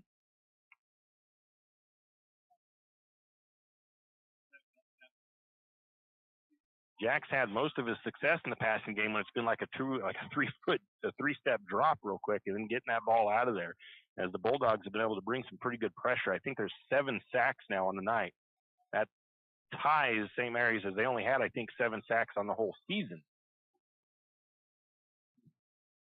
So Barta has been on the ground way more than Lumberjack fans want to see tonight. One to the top of the formation. That's Gustav. Sloper goes in motion. Going to look to throw. Barta looks to the left side. Catches it made by Grimaldo in the end zone. Barta looked left and then came back to the right side and found Julian Grimaldo coming on like a slant route across the formation. He had just a couple of steps on the defender. And the score is 52-26 in favor of Grangeville, pending the extra point. And we've still got, this third quarter still isn't over. I think all of St. Mary's scoring has come in the third quarter. Maybe they got one in the second quarter. I don't remember now. Going for 2. Man goes in motion. Barta under center. Pitches it out to Gerard. Dittman tries to finds an opening, and is he in? He is. Lumberjacks convert on the 2-point conversion. The toss to Gerard Dittman on the left side of the line. So it's 52-28 in favor of Grangeville with 51 seconds basically in the third quarter. We'll be back. Hughes Ace Hardware wants to invite you to come in and take a look. Hughes isn't just about hardware. Whether you need dish soap and sponges to clean up after your husband's guys' night or storage solutions for your wife's shopping addiction, you can find it at Hughes. Come see the difference.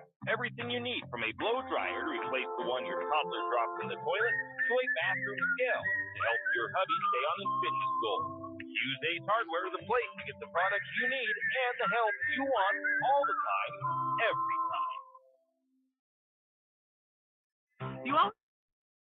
Yeah, we are back. My stats aren't quite caught up, I don't think, on my program because it showed Gustav with only 2 catches. He has, I think, 3. St. Mary's to kick off, and of course we're going to see some short onside kick action here. St. Mary's tries to steal another one away from the Bulldogs.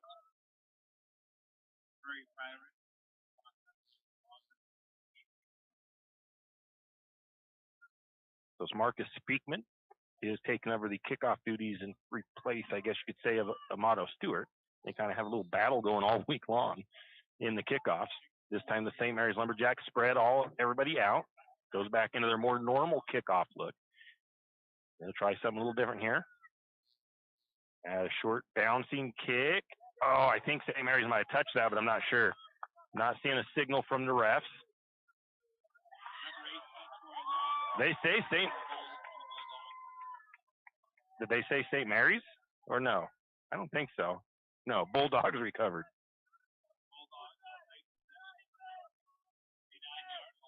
49-yard line of Grangeville. I thought St. Mary's might have even touched that ball early, just slightly, but I'm not sure. So it doesn't matter. Bulldogs have the ball. One receiver to the near side, one to the top.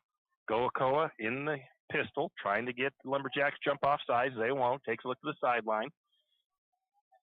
Now set the play on the. We're going to hand it off to Poxleitner. Big hole again for Poxleitner. He's going to be drugged down by Aiden Yearout after a big run. I mean, Yearout just barely saved that guy from breaking for a possible touchdown. That's going to be up to the Lumberjack, I think, 35.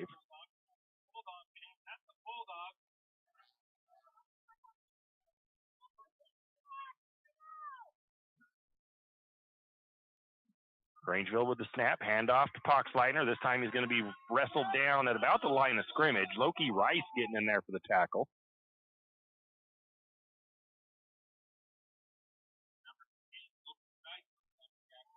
No gain.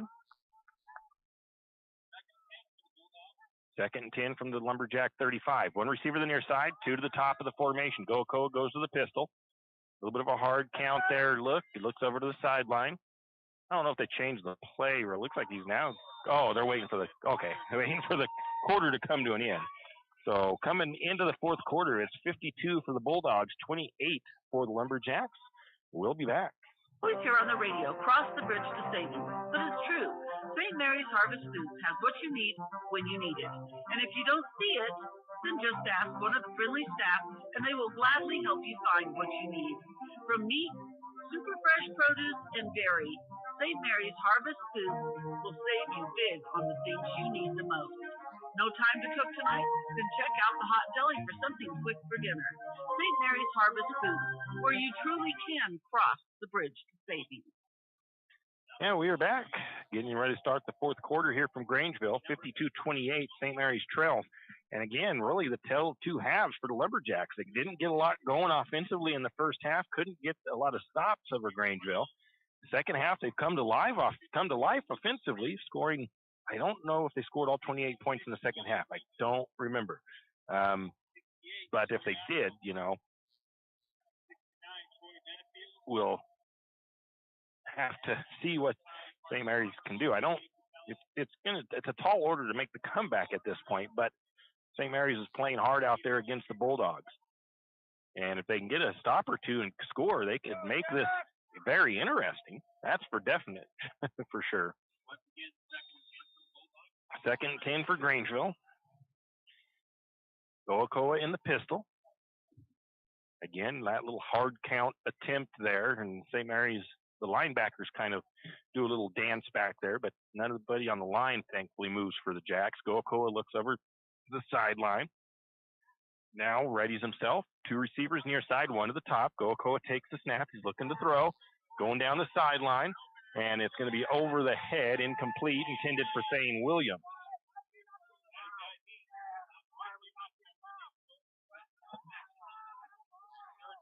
Again, it was overthrown, but pretty good coverage there by the freshman as well. I mean, again, I've said it 5 or 6 times tonight, but Nathan George, brought up from the JVs, a freshman, really been tasked with taking on one of the best receivers for Grangeville and doing not a bad job at it. Goakoa takes this pistol snap. He's going to flip it out into the flat, into Poxleitner. Poxleitner has room to run, And there's maybe a hold, and they are going to get the hold call there. The pass is complete to Poxleitner, but one of his blockers hooked one of the Lumberjack defenders. I think that was the number 21 of Wise that got hooked on the hold. So that will come back.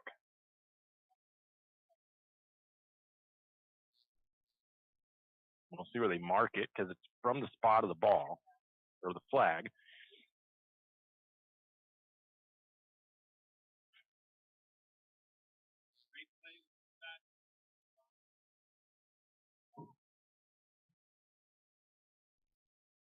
That Bulldog blocker just kind of reached out and hooked Alan Wise. That ball is going to be marked right at the 35. So third and about, looks like 3rd and 10, really. It gained enough yardage before the flag came out that it's only 3rd and 10. Bulldogs trying that same little play, flipping down to the flat. Terry Ike, he gets away from one defender and slips out of another defender, and he's going to take it to the house. These Bulldogs are tough to bring down in the open field. And Ike takes it 45 yards. Doesn't seem right.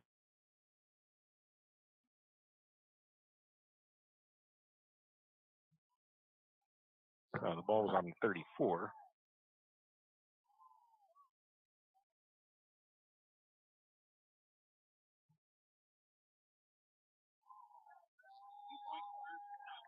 Two-point conversion was no good.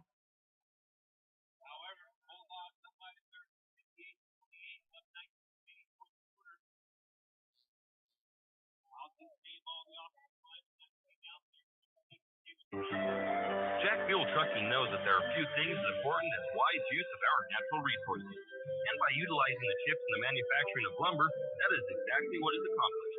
If you look beyond the wood chips, you see an entire community of schools, churches, and businesses. And most importantly, people. Jack Fuel Trucking believes in responsible harvesting of our natural resources. After all, if you take a close look, those aren't just chips. They're an entire community. Jack Fuel Trucking. And we are back. Had to get my play tagged properly. 58-28. The Bulldogs lead the Lumberjacks after that 35-yard catch and run by Terry Ike. Again, the Bulldogs are tough to bring down in the open field, and they do a good job of getting their blocks out there. So they really make you have to make open field tackles with almost one guy. So the Bulldogs will kick off. Poxleitner sets the ball at the 40. Back for the Lumberjacks is Barta and Romaldo.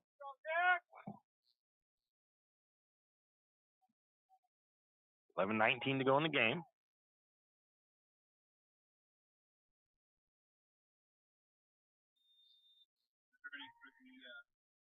Kick is off. It's going to be fielded at about the 30 by Brock Barta.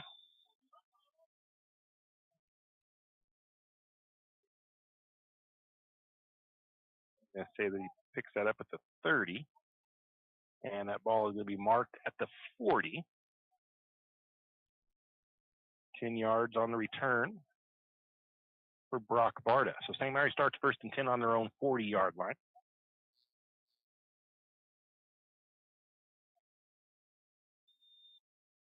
One receiver to the near side is Gustav. One to the top of the formation is Sloper.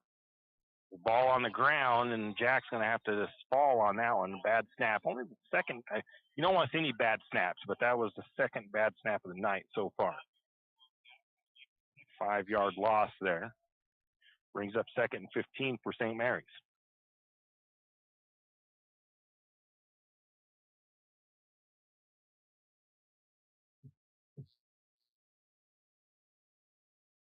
Lumberjacks up to the line of scrimmage. One receiver to the near side. Once again, it's Gustav. Top of the formation is Sloper.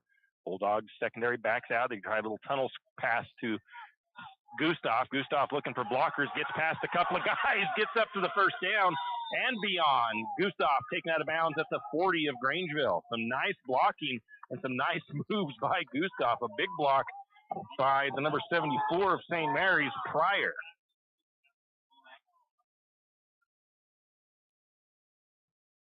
Gustav has more than 2 tackles.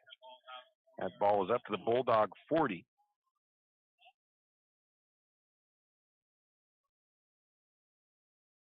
"25-yard catch and run on the tunnel play by the Lumberjacks.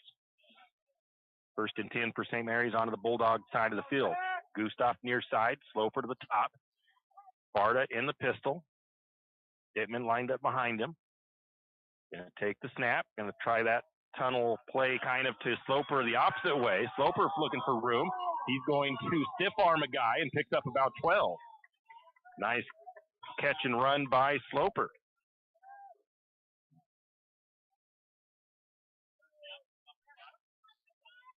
First and 10 for St. Mary's, up to the Bulldog, I believe, 28-yard line.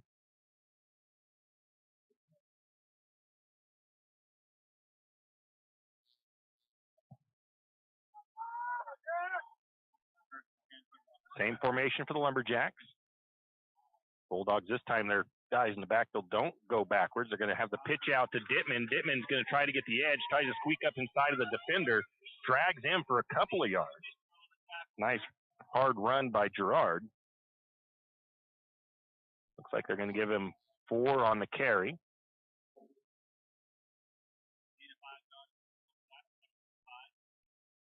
Gerard kind of had a tough night running that first half. It's a positive yard for him.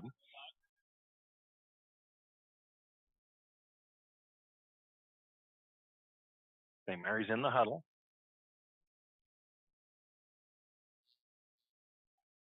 .9:14 and counting. Fourth quarter. Sloper to the Gustav to the bottom of the formation for wide receivers. Barta goes under center. Man goes in motion, and we've got timeout taken by Grangeville. So the field announcer said penalty, but no, it's a timeout taken by the Bulldogs. 9:02 to go in the fourth. 58-28, Lumberjacks trail. St. Mary's driving. We'll take a quick break.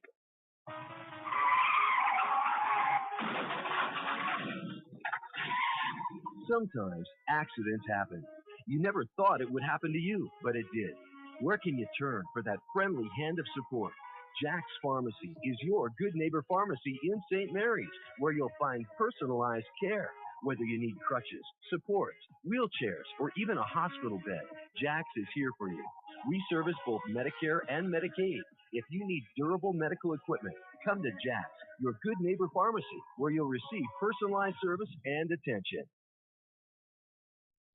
And we are back after this Bulldog timeout. Bulldogs either had some confusion on their defense or didn't like what they were seeing. Maybe they didn't see something from that Lumberjack formation that they didn't know what was going on, so they took that timeout. Either case, or they had too many men on the field. Gustav to the near side, Sloper to the top of the formation, Barta into the pistol this time. Dittman lined up behind him. Snap. Barta looks to throw. He's going to go to Julian this time. Julian can't spin out of the tackle, and Julian doesn't think he was down. They blow the whistle on him.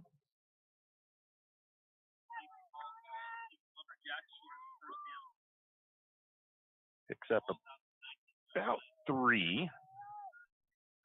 Call it 3rd and 2 on the 20-yard line for the Bulldogs. Lumberjacks, everybody in tight. Nope, going to split Sloper to the top at a wide receiver. Barta goes under center. Takes the snap. Going to roll out to the near side. Ooh, gets flushed. He's quickly flushed, and the pressure gets to him, and he's going to lose all that yardage. Back to the 30, it looks like. Another sack for the Bulldogs.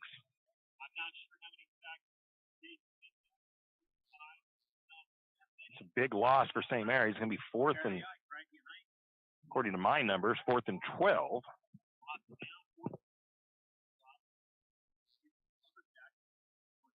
Fourth and 11, 4th and 12.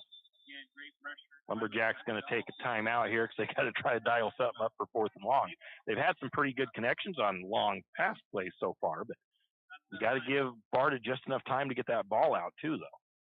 7:48 to go. St. Mary's trails 58-28 to the Grangeville Bulldogs.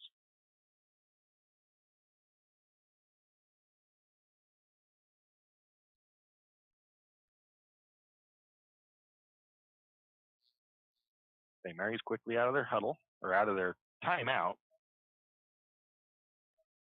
One receiver to the near side. Sloper to the top of the formation. Barta going to be in the pistol.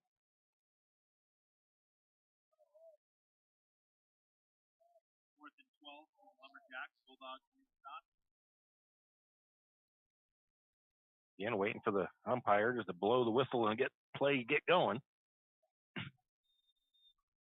Everybody set for St. Mary's. Bulldogs ready. They back out of their look on defense. Barta going to throw it to, he gets that, throws that behind Julian.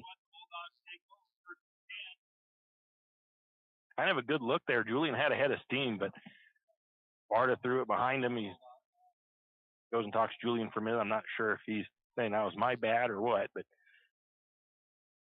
that'll be a turnover on downs for St. Mary's. 7:45 to go. Lumberjacks looking for a defensive stop. They've only had, I think, one time they've made the Bulldogs turn it over on downs. I think there's only been a couple times they've got them to 4th down. Bulldogs ahead by 30, 58-28. One receiver to the near side, none to the top of the formation. Going to be under center for Goakoa. Fakes the handoff, throws it deep. And nice job by Nathan George to break that up. Again, going against the best receiver on the team for the Bulldogs, and the freshman comes up big on the play to break that pass up. Talking to him yesterday and before this game, he was pretty nervous about being bumped up to that varsity spot as a freshman, but he's not playing bad at all. You think there's only been 1 or 2 catches made his way. Same formation for the Bulldogs.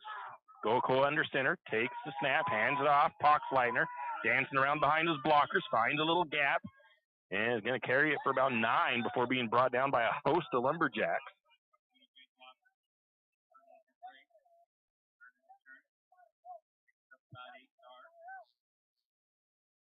I'm not sure if that was Cody. I'm going to give Cody, he was the last one to come up off that pile. So I'll give for now the tackle to Cody Mitchell.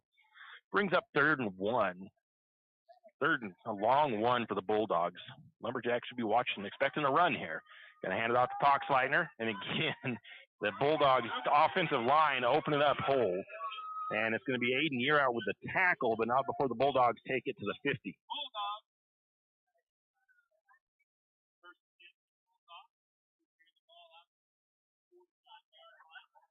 The 8th tackle for Aiden Yearout in this one, unofficial.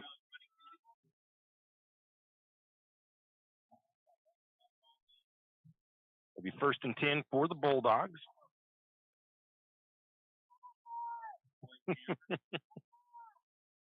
Somebody has a cat. Don't know where they found that. Bulldogs with one receiver to the near side. Going to hand it off. Poxleitner gets some good blocking. Oh, no, Terry Ike this time. And it's going to be Loki Rice and Grimaldo on the tackle. About an 8-yard pickup.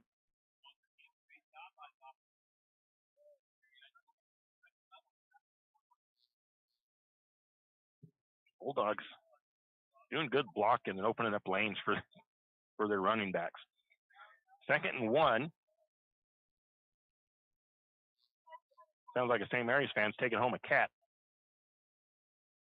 Walking around so they found it over somewhere. He's walking around the field with it. 2nd and 1 for the Bulldogs. Goakoa under center. Hands it off to Ike. Ike going to probably pick up the 1st down, but he's going to be brought down by Stewart and Mitchell.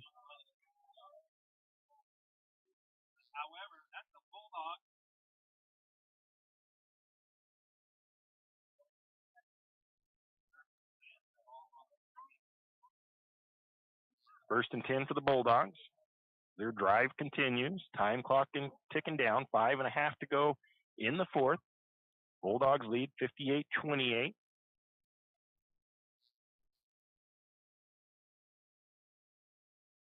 Two receivers out for the Bulldogs, one to each side. Handoff again to Ike. And Amato Stewart meets him in the hole. Loki Rice kind of slowed him down, but Amato cleans up the tackle. I think no gain.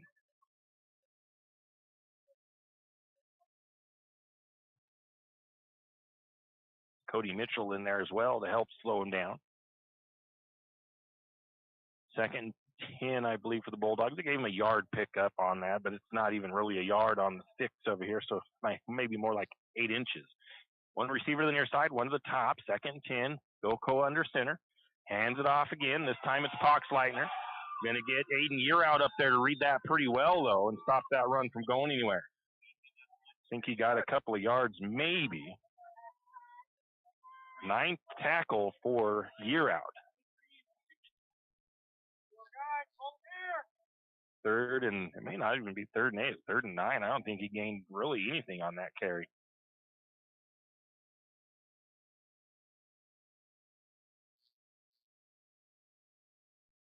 Probably actually a no gain. 3rd and 9 for the Bulldogs. One receiver to the near side, one to the top. Goakoa goes under center. Poxleitner behind him. Going to fake the handoff, looking to throw over the middle, wide open. With the receiver, he's going to get tripped up by the he's tackled by the official. It was completed to Wasman. And it gave him a first down. I mean, that was the official in the middle of the field just about broke the pass play up. Ended up being the 12th man on the field for St. Mary's. Made the tackle.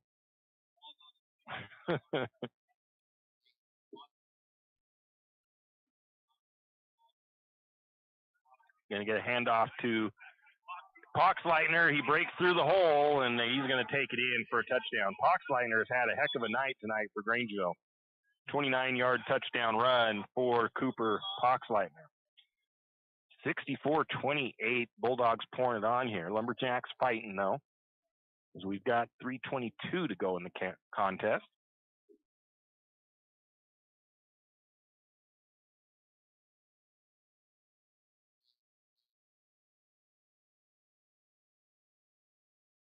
Going to go for the 2-point conversion. Poxleitner runs into a bunch of Lumberjacks, and it'll be no good. So with the score, it's 64 for the Bulldogs, 28 for the Lumberjacks. We'll be back. Looking for future leaders we can believe in?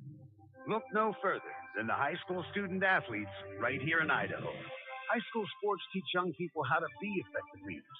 It includes learning to listen, accepting responsibility, being a good role model, and it's about respect. The result, it transcends sports. It gives us hope for the future. This message presented by the Idaho High School Activities Association and the Idaho Athletic Administrators Association. Afraid to touch that breaker box? Need some rewiring done? Call the professionals at M&S Electric. With nearly 40 years experience, there's no job too big or too small.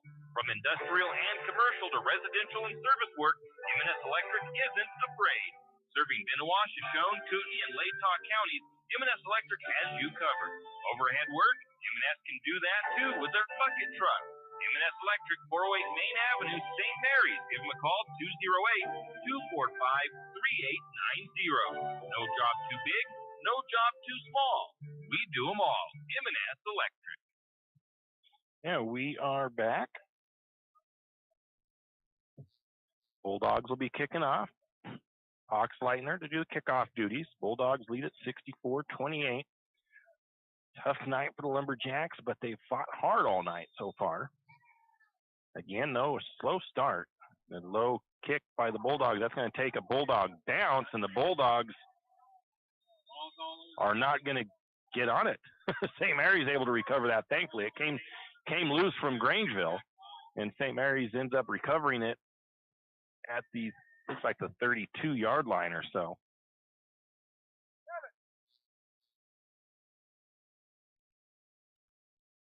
I'll put 32 for now until I see on the scoreboard where they mark it.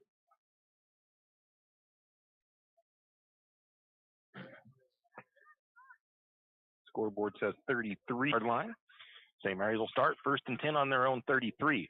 Gustav to the near side is a wide receiver. Sloper to the top of the formation. Barta in the pistol, takes the snap.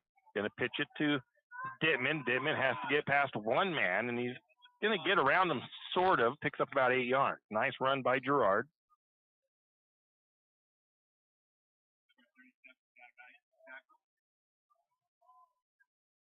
Call it an 8-yard pickup for the Lumberjacks. 2nd and 2.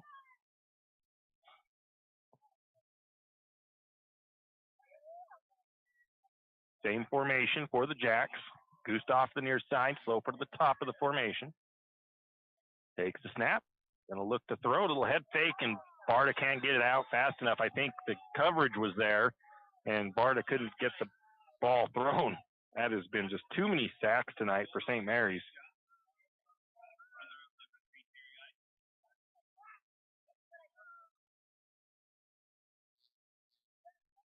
In the 2nd and 2, they lost about 6 on the play. 3rd and 8 for St. Mary's. Same formation, one receiver to the top, one to the bottom. Barta in the pistol. Dittman lined up behind him, takes the snap. Looks to throw. He's got some time this time. Flushes to the left side. Looking deep. He's got Isaiah Gustav wide open, and he catches it at the 25 and takes it into the end zone. I don't know how Isaiah got lost by the coverage, but there was nobody on him. And Gustav has been on fire tonight. 65-yard catch and run by Isaiah. And I swear my stats is showing me wrong, because I swear he has 4 or 5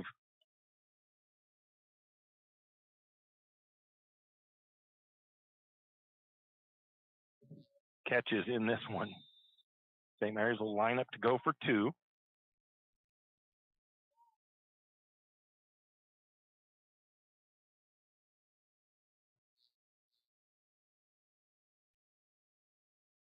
One receiver to the near side, one to the far side. Sloper and Gustav. Pistol formation for Barta. Takes the snap. Looking, going to throw it. Diving for the catch, and they said incomplete. Good diving attempt there by Grimaldo, but couldn't quite haul it in. So the score, St. Mary's 34, the Bulldogs 64. Highest points, I think, so far for the Lumberjacks on the season. So they've been, most of it's been in the second half, though. So again, the slow start hurts. Not being able to get some defensive stops. The officials are actually huddled up, so I don't know what they're huddled up for.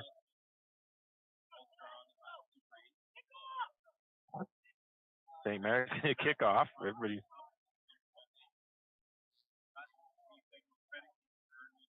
I'm not exactly sure what the meeting of the officials was, but one thing the Lumberjacks have done tonight is they've kept it out of a running clock, at least. I mean, that's not really the positive you want to take out of it or say out of it, but I mean, they've been able to make sure that they get all that, the playing time they can get all the opportunity they can to try to make the comeback. I'm proud of the effort that I've seen out of this Lumberjack squad tonight. I mean, they've fought hard all season long, obviously, but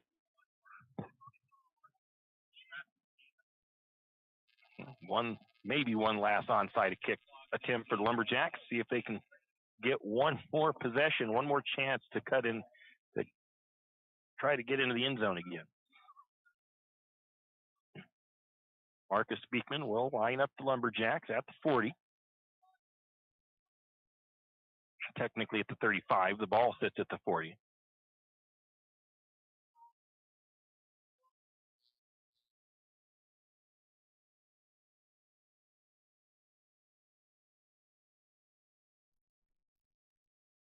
Waiting for the officials to give them the word, and now there it is.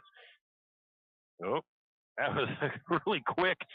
That was a pretty sneaky thing there for St. Mary's to try to. That was pretty good, but the Bulldogs able to recover it. I think they have it.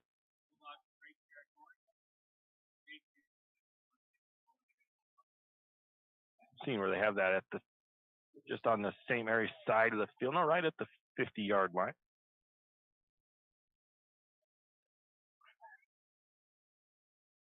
I would expect the Bulldogs to more or less run it, but they've been able to run it effectively, so that doesn't mean nothing.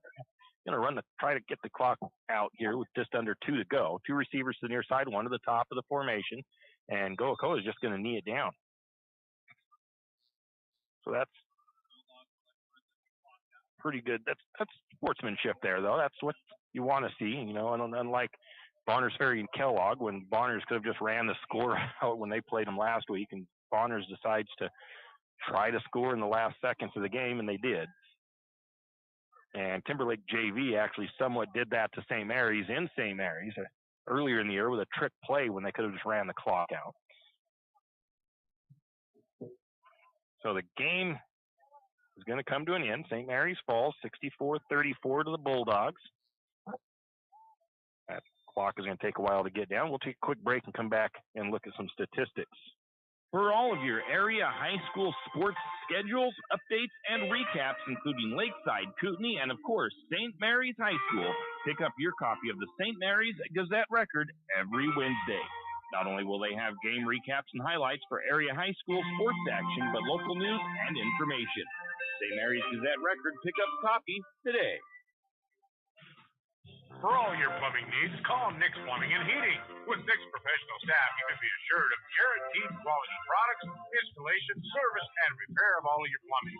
So if you have plumbing needs or problems, call the good folks at Nick's Plumbing and Heating.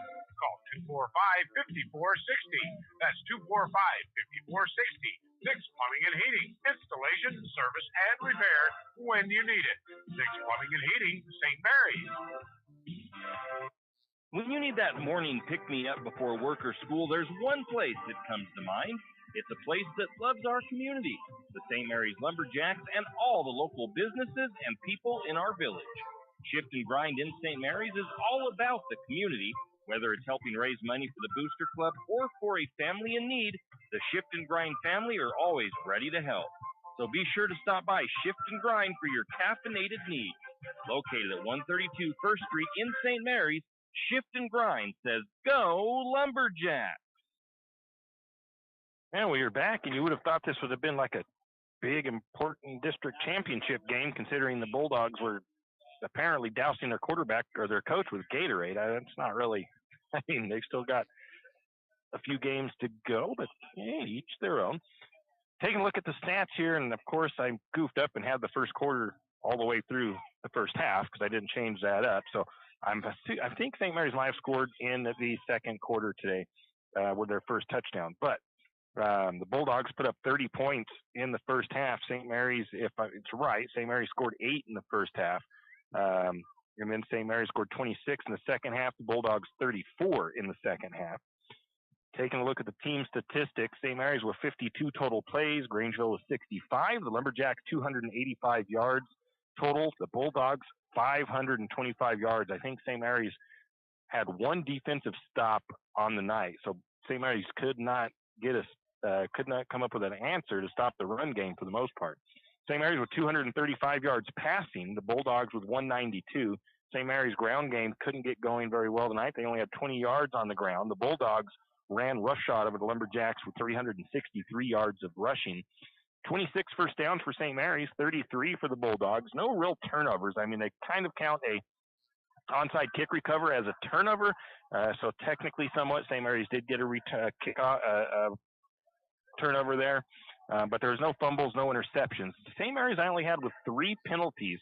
And I got to go through and reset this stuff and look at it. But 3 penalties for 20 yards, and the Bulldogs with 13 for 158 yards on the night. If St. Mary's could have gotten some defensive stops, and with those penalties, Lumberjacks probably could have kept this a lot closer. They could have got that offense going and the defensive stops they needed. Taking a look at it's starting off with the rushing game. Julian Grimaldo led the team in rushing. It says here 92 yards rushing. Gerard with 10 yards, 7 yards for Brock Barta, 6 yards for Jack Barta. And so it says 89 yards rushing here, which I think we got to take away the bad snaps and stuff, and that really, and the sacks, that takes away that rushing numbers. Passing for St. Mary's, Barta, 11 of 24 for 265, 3 touchdowns, but again, sacked like 12 times on the night, it seems like. So a rough night there. Receiving, Isaiah Gustav leads the team with 4 receptions. I thought it was 5, but 4 or 5 receptions, 160 yards total, and a touchdown on the night. Grimaldo had 4 receptions for 28 yards and 2 touchdowns. You're out. Gustav, oh, there's another Gustav, so you got to add that one. 5. So Gustav had 185 yards receiving tonight. Sloper had 2 catches for 22 yards. And defensively, Aiden Yearout led the team in tackles unofficially with 9. Julian with 6 tackles, 4 assists. Loki Rice, 4 tackles, 2 assists. Trace Huff. Cody Mitchell with 4 tackles. And that's just a quick rundown of those stats for the Lumberjacks. So let's go ahead and give you our player of the game. Early on, I was going to put the Taco about a player of the game possibly, and I might still give him a gift card. I might still have him as an honorary player of the game just because of the freshman being tossed out there and doing such a great job. But our true player of the game, Taco about a player of the game for tonight, will go to Isaiah Gustav for his game at wide receiver. Again, 185 yards on 5 catches and a touchdown, and really helped give the Lumberjacks some spark to keep their morale up and keep them fighting in this game. And, it was a tough one for St. Mary's to fall that big, 64-34, but overall, I think it was kind of, I'm not going to say a fun game, but it was St. Mary's, it seemed like they were high morale all the way through that game, regardless of what the score looked like. They were just fighting and battling the whole time. So hats off to the Lumberjacks. They'll be back home next week. I think it's to take on Priest River, and then following that, they'll be taking on Orofino to wrap up the season. And then it's just going to kind of depend on where everything falls as far as max preps and everything, and where the rest of the league finishes up. But we'll see what happens. But in that case, I think we're done here tonight from Grangeville, 64-34 in favor of the Bulldogs. Have a great weekend, and we'll see you back here next Friday for some more Lumberjack football. You've been listening to another production of Lumberjack Sports on KOFE 1240 St. Mary's, your Lumberjack Sports Network. We thank you for tuning in and hope you enjoyed the broadcast. We also want to thank our Lumberjack Sports broadcast sponsors and hope you'll do the same. Without them, these broadcasts wouldn't be possible. Until next time, same as always, go Lumberjack!